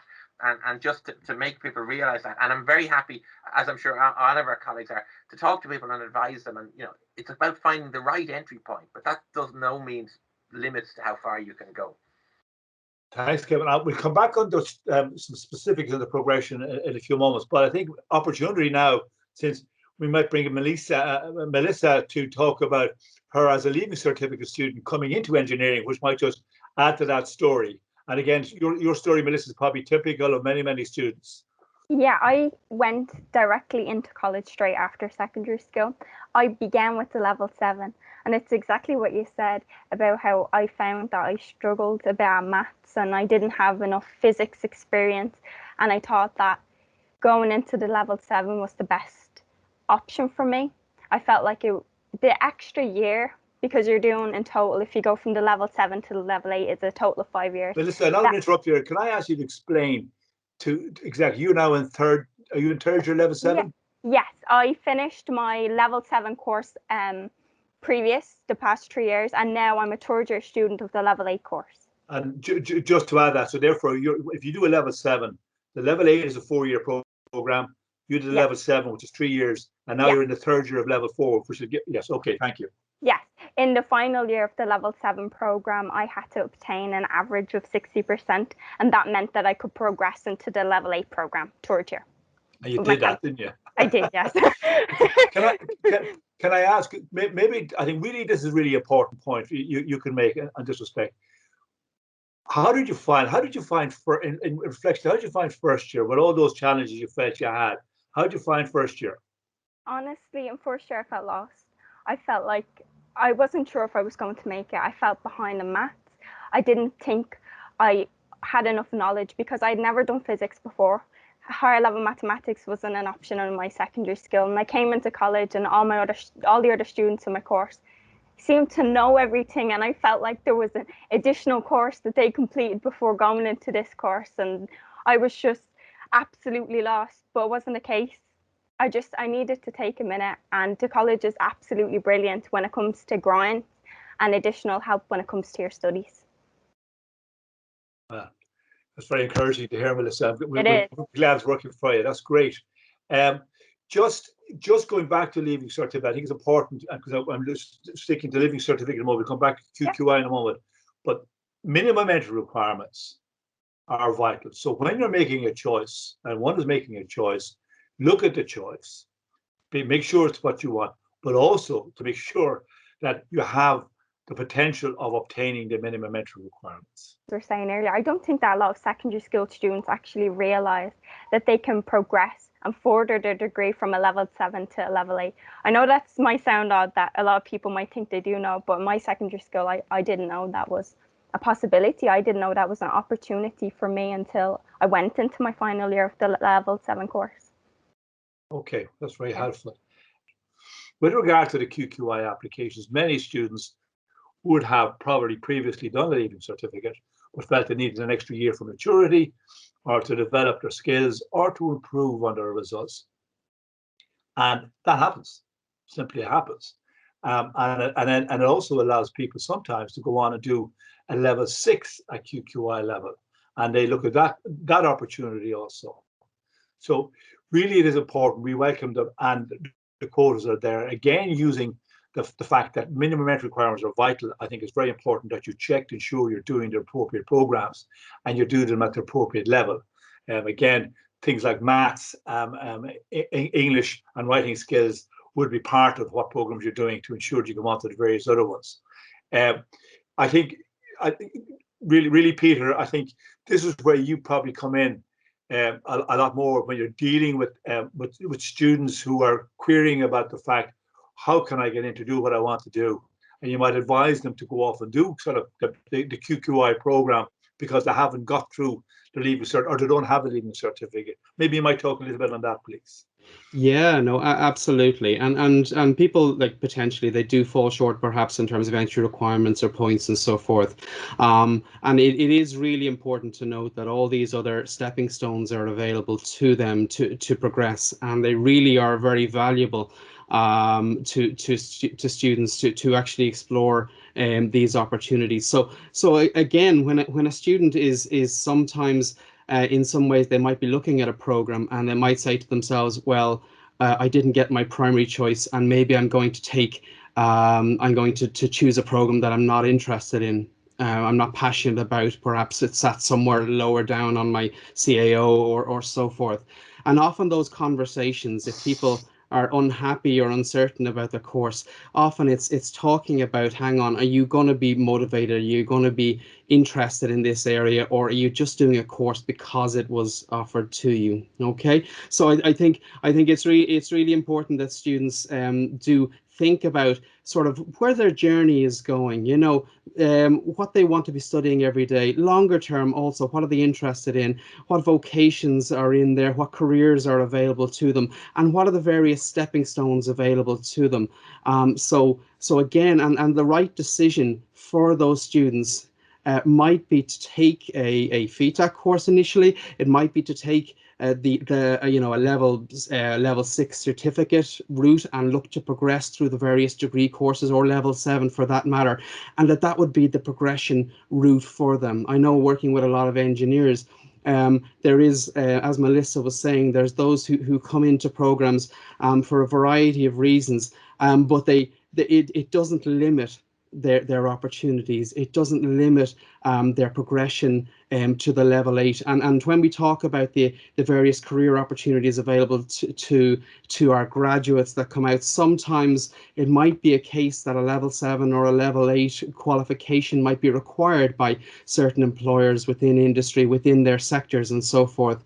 And as I say, students can be very, very uncertain and feel maybe level 7 won't get me there, but knowing that they can progress onto the level 8 and reach those heights and get to the grades and the levels and the qualifications that are required by the employers and industry that they want to get into. So I think whenever we're talking with students, it very much is looking at that kind of motivation, their interest areas, but also what is their sort of their longer term goal. And I think some of the common entry kind of programs, sometimes at various levels, and Kevin already alluded to the common entry engineering, or you have a common year within perhaps business programs and such, whereby people can enter these programs, begin to think a little bit more, spend a little bit of time, as Melissa alluded to, spend a little bit of time thinking about what they're interested in, which subjects they're focused on, and then they can make a decision progressing towards it. So if you're looking at a general business certificate,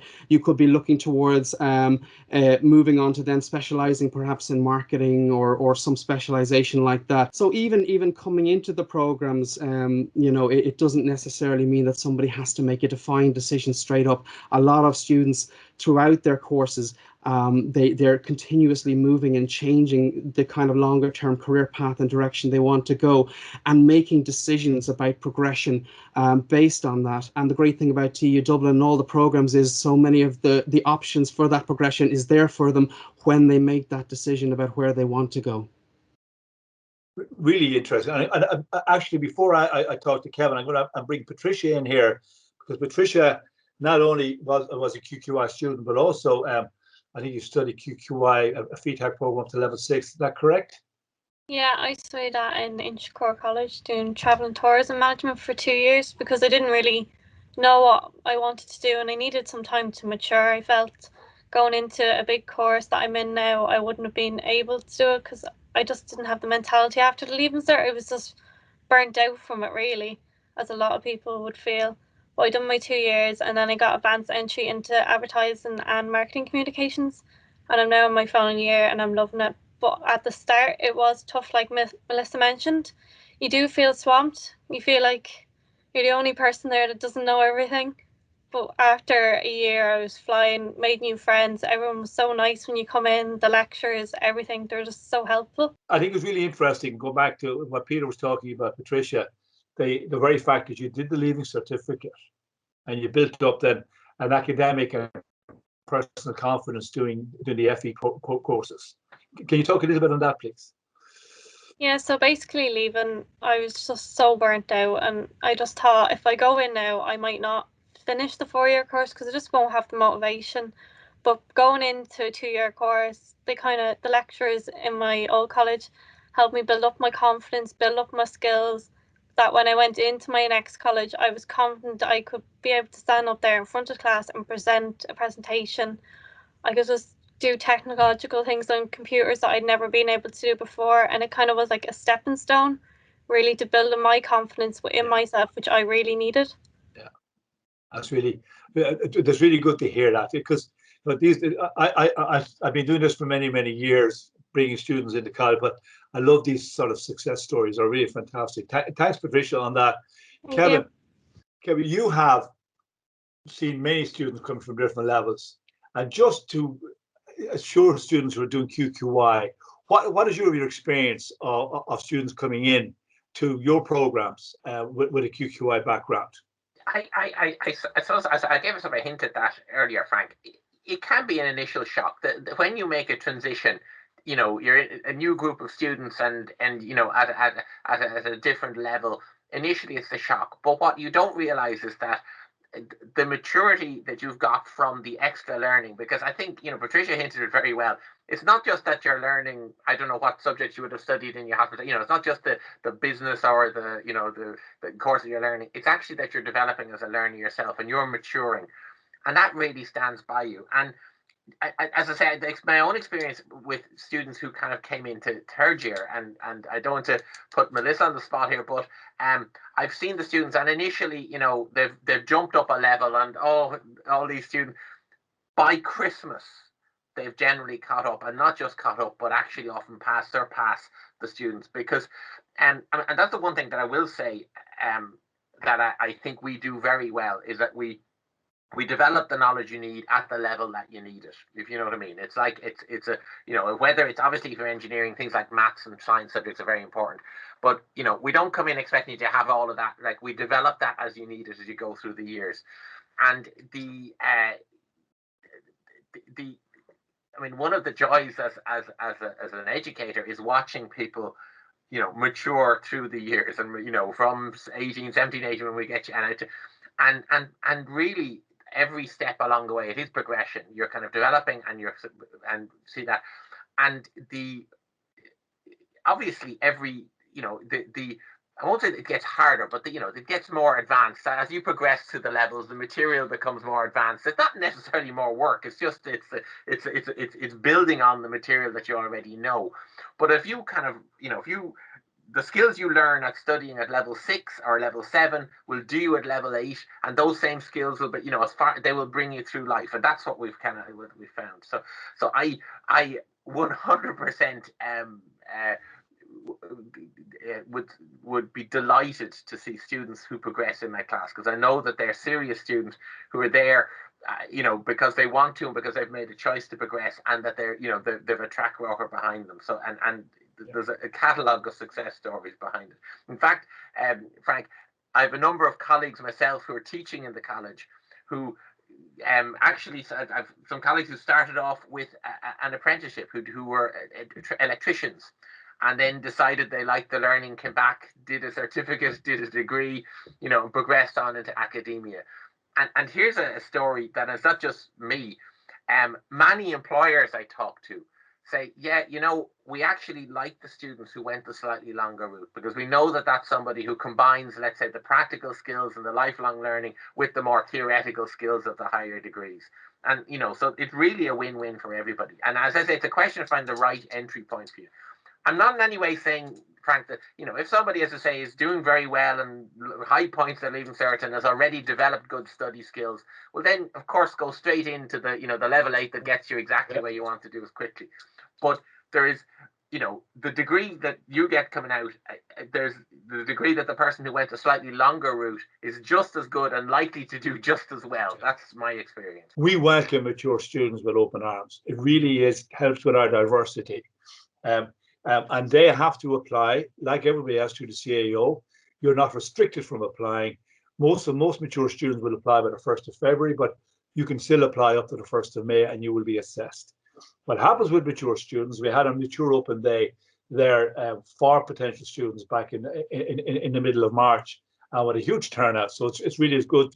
And if people are back in looking at this again today, who are mature students, remember, you need to get all your documents in as soon as possible into the CAO so that your application can be properly assessed by us, and we can assess and let you know, because it's us at TU Dublin make that decision, and that's the important thing.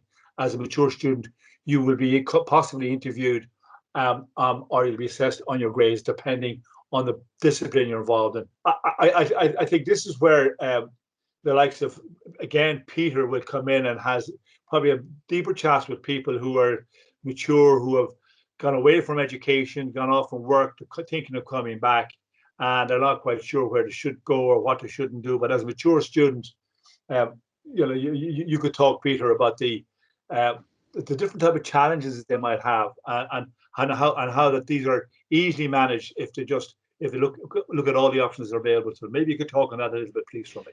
Sure, absolutely. And I think for mature applicants, they tend to, when they're looking back and coming back to education, often it's towards a redirect in terms of their career, or enhancing their career, or taking the opportunity of a particular time that suits them best to engage with the program or learning.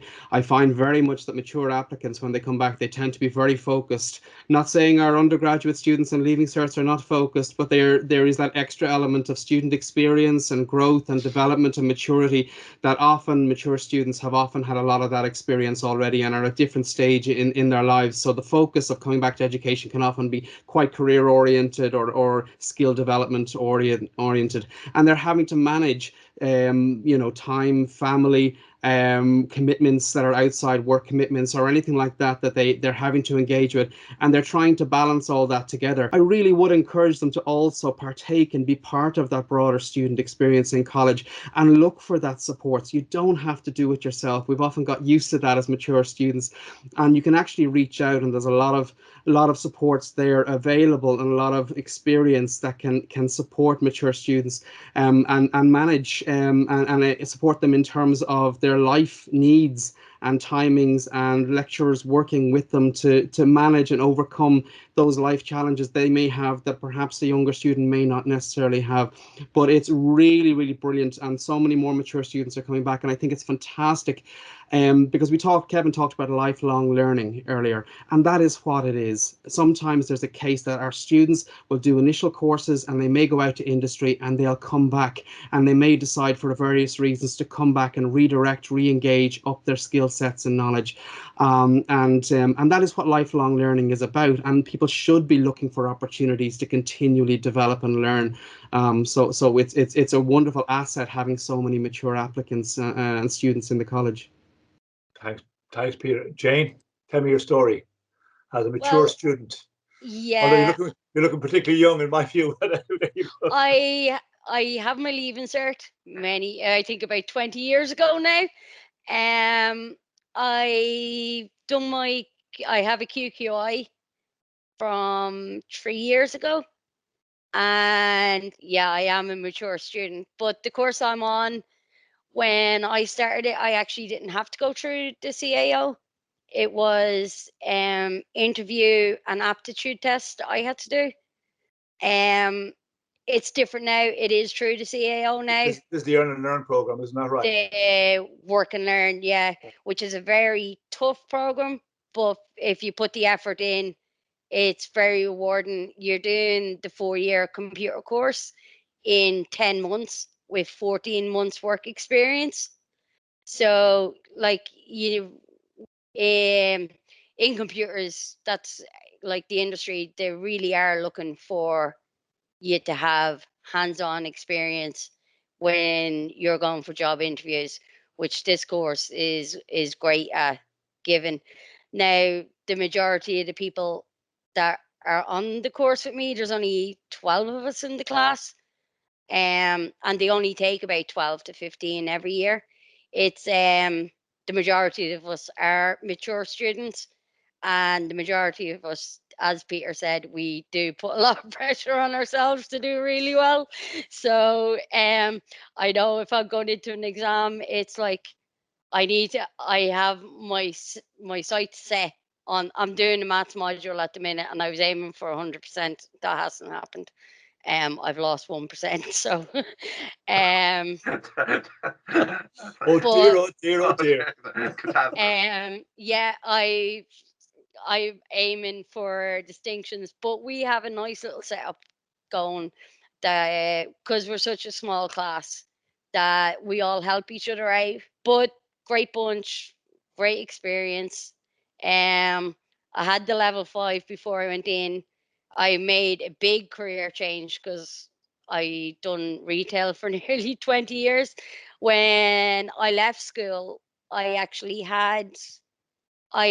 did apply to the CAO then, and I got placed to do mechanical engineering in Tala.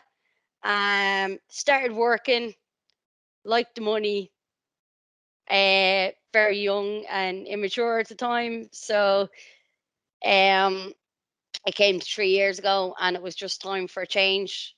And I was tossing up between computers because I've always loved kind of taking things apart and seeing how they work and trying to put them back together, and childcare, two completely different things. But I done a psychometric evaluation test on myself, and it came up with computers, so that's what I've gone with, and I absolutely love it. I Okay. love That getting is up every morning.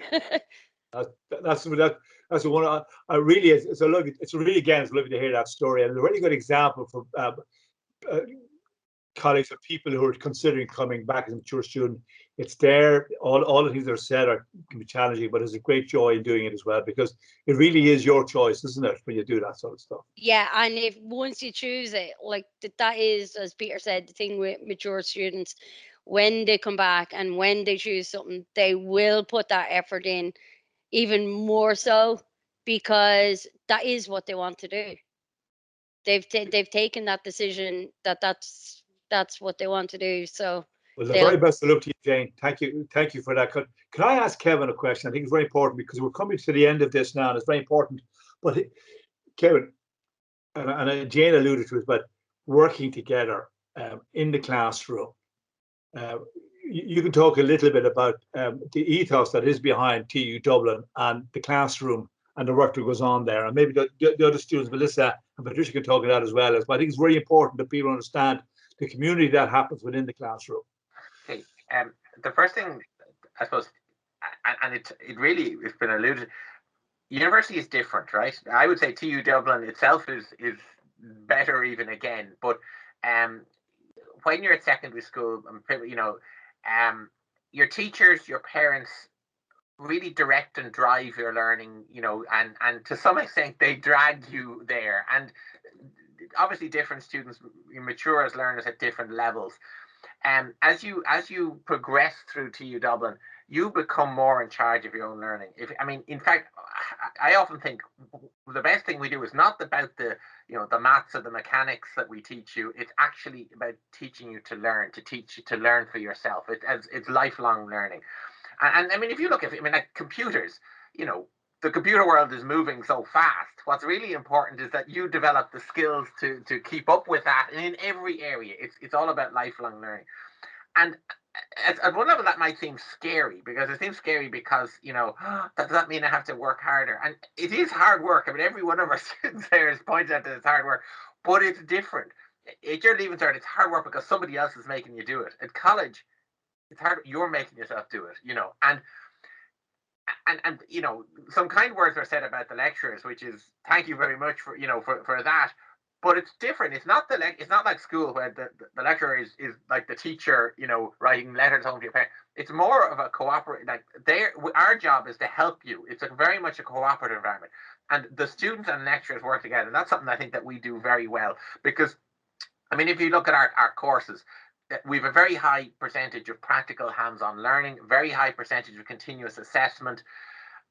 And it really, it's I mean, the modern world, it's we're learning together and learning to learn together, and as lecturers, we're part of that. You know, we're it's almost like we're collaborators in that learning process. And I mean, Jane alluded to the fact of mature learners, and we all love having mature learners in the class because of that maturity.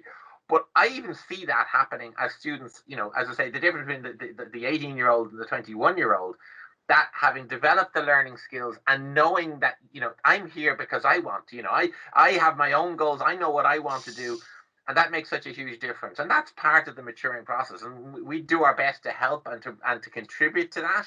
I mean, I would be, you know, I would be lying if I didn't say, yeah, there are tough courses and there are, you know, that it's hard work.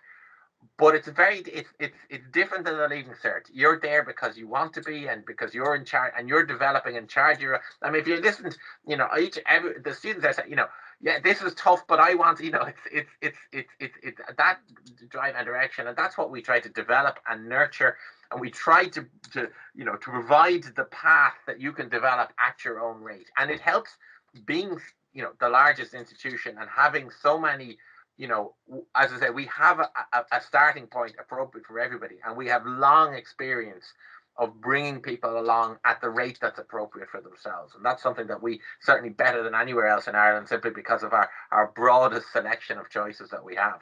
And if I can just add to that very quickly, Frank, I mean, as an institution, I mean, we look towards the development and enhancement of what we call employability skills, or the development of graduate attributes, which is so much more than just the academic focus. It is that growth, maturity, development, engagement with other extracurricular activities within that, and offering students that incredible student experience whereby they have the opportunity to grow and learn. And it mightn't be about their course topic, it's about themselves and them growing themselves and maturing. And I think as part of that, as Kevin alluded to, the academic staff, lecturing colleagues and so forth are so supportive and student-centered in terms of enhancing that experience and bringing people forward through those challenges and those speed bumps that we have as you go along through your learning. But you also have the range of other support services to help you if perhaps you need extra learning supports, disability supports, if you're looking towards engagement and looking for that, enhancing that social engagement,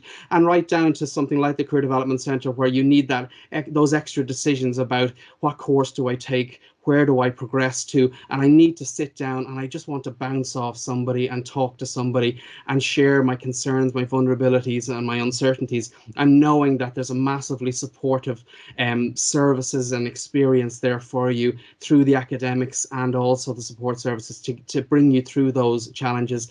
And so many first years that have those doubts and uncertainties and feel they're the only one. They're certainly not the only one. I know most of the students would agree you're not the only one, but sometimes you just have to talk it through and find a little bit of direction and be given a little bit of guidance and direction. And suddenly you see students that were quite nervous in first year, and then you see them in final year and you wouldn't recognize them. So, and they never thought they were kind of, will I stay, will I go in first year? And suddenly they're thriving and graduating and atop of the world, you know, within their area and interest. So it's really important that the students and the prospective students realise the amount of support and how student-centred the institution TU Dublin is for them.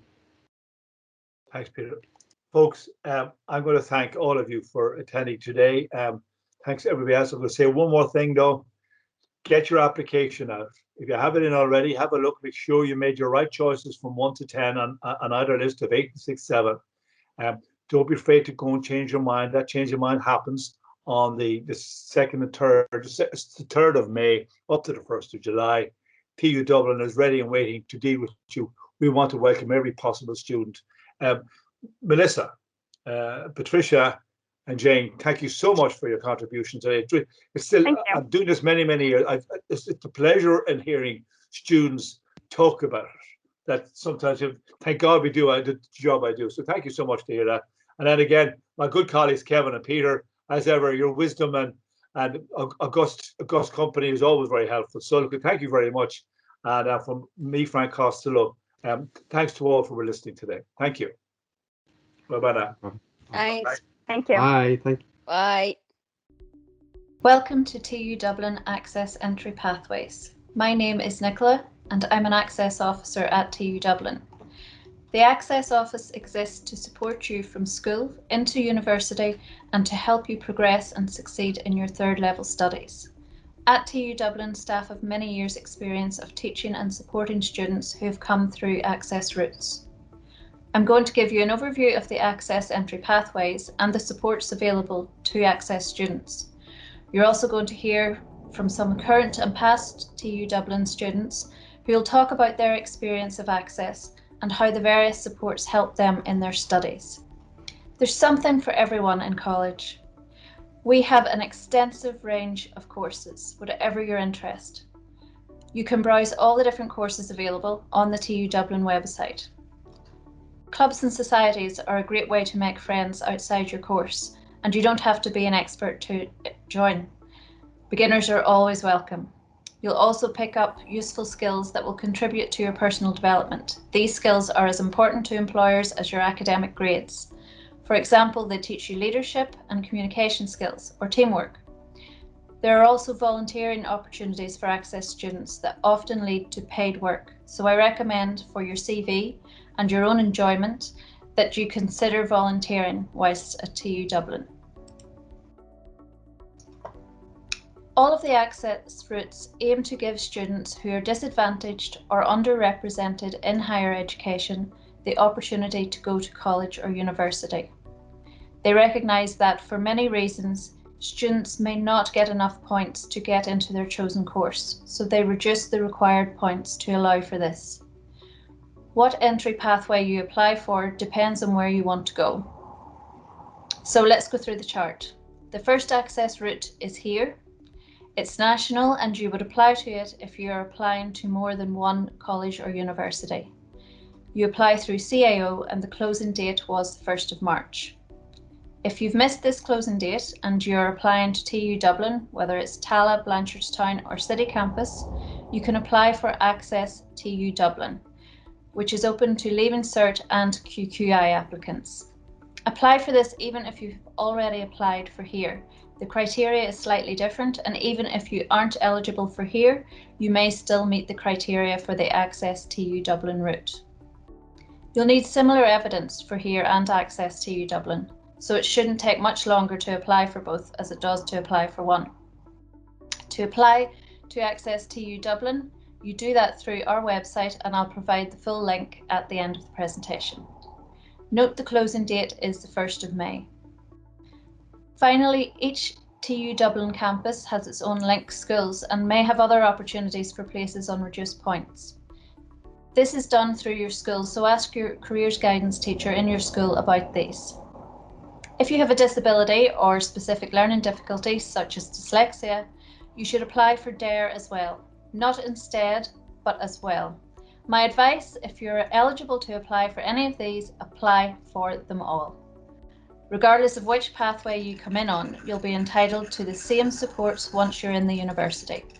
I'll talk about supports in a moment. So who can apply to Access TU Dublin? As I said, both Leaving Cert and QQI students can apply. There are a number of essential criteria you must meet, such as certain Dublin postcodes, which you'll find more information about on our website. This slide shows you some of the other criteria. If you are from the traveller community or are in care or a recent care leaver, you're automatically eligible. You don't need to meet any further criteria. If not, you need to meet 3 other criteria. So the first one is that your parents don't have a degree. So that's what's classed as a first generation student. If you attend a day school for at least 2 years, if your family has a low income or receives a means tested social welfare payment, if you're from a group that's underrepresented in higher education, which may be an ethnic minority, a mature student, disabled student, or a carer, or you live in an area of urban or rural disadvantage, then these are some of the criteria that if you meet, you can be eligible. So you need to meet 3 of these if you don't meet the first automatic eligibility criteria. Also see the SUSI website for more information on grants you may be eligible for to help with university fees and living expenses. So what supports do you get when you're in university at TU Dublin? Well, the first group of support is financial support, and probably the most important. You can avail of a laptop loan for the full duration of your course, so you'd have that laptop from start to finish of your course. There are also a book voucher scheme, so you can apply for a book voucher to help towards paying for any books you need for your course. There are various bursaries, such as the 1916 bursary or the South Dublin County Council bursary. Each of these is worth €5,000 each, and if you meet the criteria, you can apply for both. Also, there's the Student Assistance Fund, and you can apply for that every year if you're in financial difficulty. In terms of academic support, there may be extra help for you with study skills. For personal support, Access students can avail of the same supports as all students at university, such as health, counselling, chaplaincy and careers. There's also dedicated staff or an office to support Access students. Social support is another important one. You will receive peer support from Access students in higher years. So these are students who have gone through exactly what you're going through and are there to help and support you with that process. There's a separate orientation for Access students. It'll help you get familiar with the campus and make some friends, separate from the normal orientation. Volunteering, as I said before, is an excellent way of giving something back and supporting other Access students. It's good for your CV and it can also lead to some paid work. So what happens if you don't get enough points for your course? Or if you're unsure about university or what you want to do at university, or you just don't feel ready for a degree course yet? Then you can apply for our Access Foundation programme based on City Campus. It's a free, one-year full-time course that is a mix of academic study skills and subject tasters. You don't need any qualifications to get on it, and if you pass, you'll be eligible to apply for a relevant degree course on any of the TU Dublin campuses. The application form is on the website and the closing date is the 4th of June. It's a really good option to have as a backup plan. So some further information that you might like to get, you can look at the CAO website and the Access College website for more information on here and there. Go to susie.ie for information on fees and grants and how to apply. And if you go to our website, this is the full link that will take you right into the Access Entry Pathways page, where you can find out all the information that I've talked about in this presentation and more. So please do contact us if you've any questions or you miss an application deadline. We'll be able to advise you. Thank you for listening, and I hope to see you at TU Dublin soon. We'll now hear from some of our students who we've supported through the Access programme.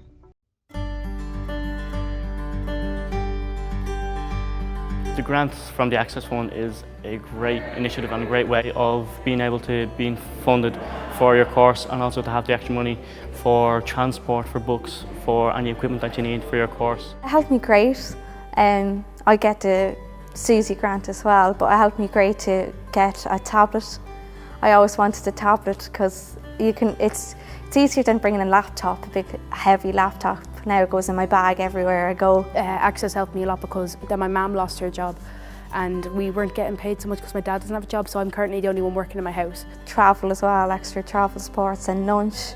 And you know, if you forget to bring your lunch one day, it's great because you have that extra bit of money in your bank account if you really need it. Most of my Access grant goes to my transport and nothing else. So it will be just transport and to do with library, like books, bags and all that stuff to do with college work. And if it wasn't for that, I probably wouldn't be able to go to college. As a mentee going from first year, it's kind of scary on the orientation programme because you're not used to the environment and there's new people around you. You have to familiarise yourself with stuff. It's kind of, overwhelming in a sense. To be honest, I found it very hard at the start because I used to be the quiet kid in my class always. I never did much. but I found that interesting because I made so many friends at the start, especially in the orientation. Yeah, as soon as you come in for the program, it's you get a great group of friends, you get a week to know them, and you see them all over your college campus. There was a massive change in my confidence coming in. With that extra week of a head start, you're so much more confident. Like, you go in, and even though I sat in the middle there and I was like, I have nobody in my course, I still have friends now. But it was nice to be involved with a big group of girls down, kind of like girl power. Also, I think you just get to know how the college works, and that's amazing because I personally didn't know anything about it when I got here. Funding, housing, academic-wise as well, all that kind of stuff. So for me, the orientation week was the best week of pretty much my college in first year. Sasha's great. I think she's one of the reasons why I wanted to be an Access leader, and I got that, so I'm happy with that. So I hope I do Sasha proud. Yeah, Shannon was great. She always texts us. Oh, she's great. She's just always open, always willing to do everything. Access is a way of getting to know people and know other people, not just people in your own age group, but staff as well, DIT staff, Access staff, and your lecturers as well. It kind of helps you to build a relationship with your lecturers. Like, I want to be an engineer, and so far it's looking really good. I'm in second year, and the course is going great, and I don't know, I'm really enjoying it. That's the key thing, that like, I'm enjoying college, and I'm enjoying college because of Access. It's about that motivation and motivating students to go into college and making sure they get a degree so they have a job opportunity in the future. Now we'll hear from our final student, Janessa Scott, who is a graduate of the Mechanical Engineering degree course and now works for PM Engineering. Janessa is going to talk about the financial support she received whilst at TU Dublin. Hi everyone, my name is Janessa and I studied mechanical engineering, and I am now a mechanical engineer with PM Group. My main access route was through ACE, which is basically an after school study program. I was eligible for that because I came from a DESH school, which basically helps schools in disadvantaged areas get into college. I was eligible because my mum was a single parent, supporting 5 kids on one social welfare payment.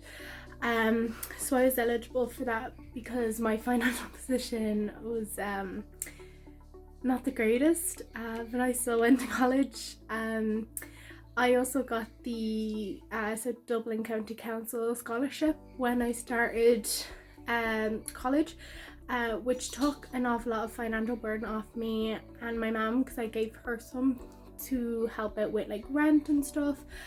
When I got to college, I availed of SAF as well, which is basically called Student Assistance Fund. So I was able to get a bit of extra cash from TU Dublin to help out.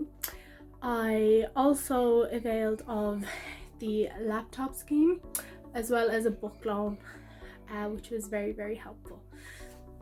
And if there was one thing I would say, is that don't allow your financial position to deter you from college. You can go to college too. There's so many different avenues like the Susie to get there, and I was able to do it, and it was honestly the best experience of my life, and I'm happy that I managed to do it and not have to worry about financial stress, because I was able to get an awful lot of help with, as I said, the scholarship that I got, SAF, as well as Susie. Thank you. Thanks to everyone who attended today. I hope you enjoyed it and got some good information, and a special thank you to all our students who provided such inspiring video clips. I hope to see you all soon at TU Dublin. Hey guys, Adam again. So thanks for joining us tonight, guys. I really hope you enjoyed it and you got all your answers that you were looking for. If you have any further questions for us, just don't hesitate to contact us at admissions@tudublin.ie. And if you haven't had the opportunity to drop in tonight, don't worry that the whole event is going to be distributed to all the emails that was registered for the event, so not to worry in that case. We really hope to see you next year around campus in person. So yeah, so thanks for dropping in, guys. Really hope you enjoyed it. Thanks very much. Bye.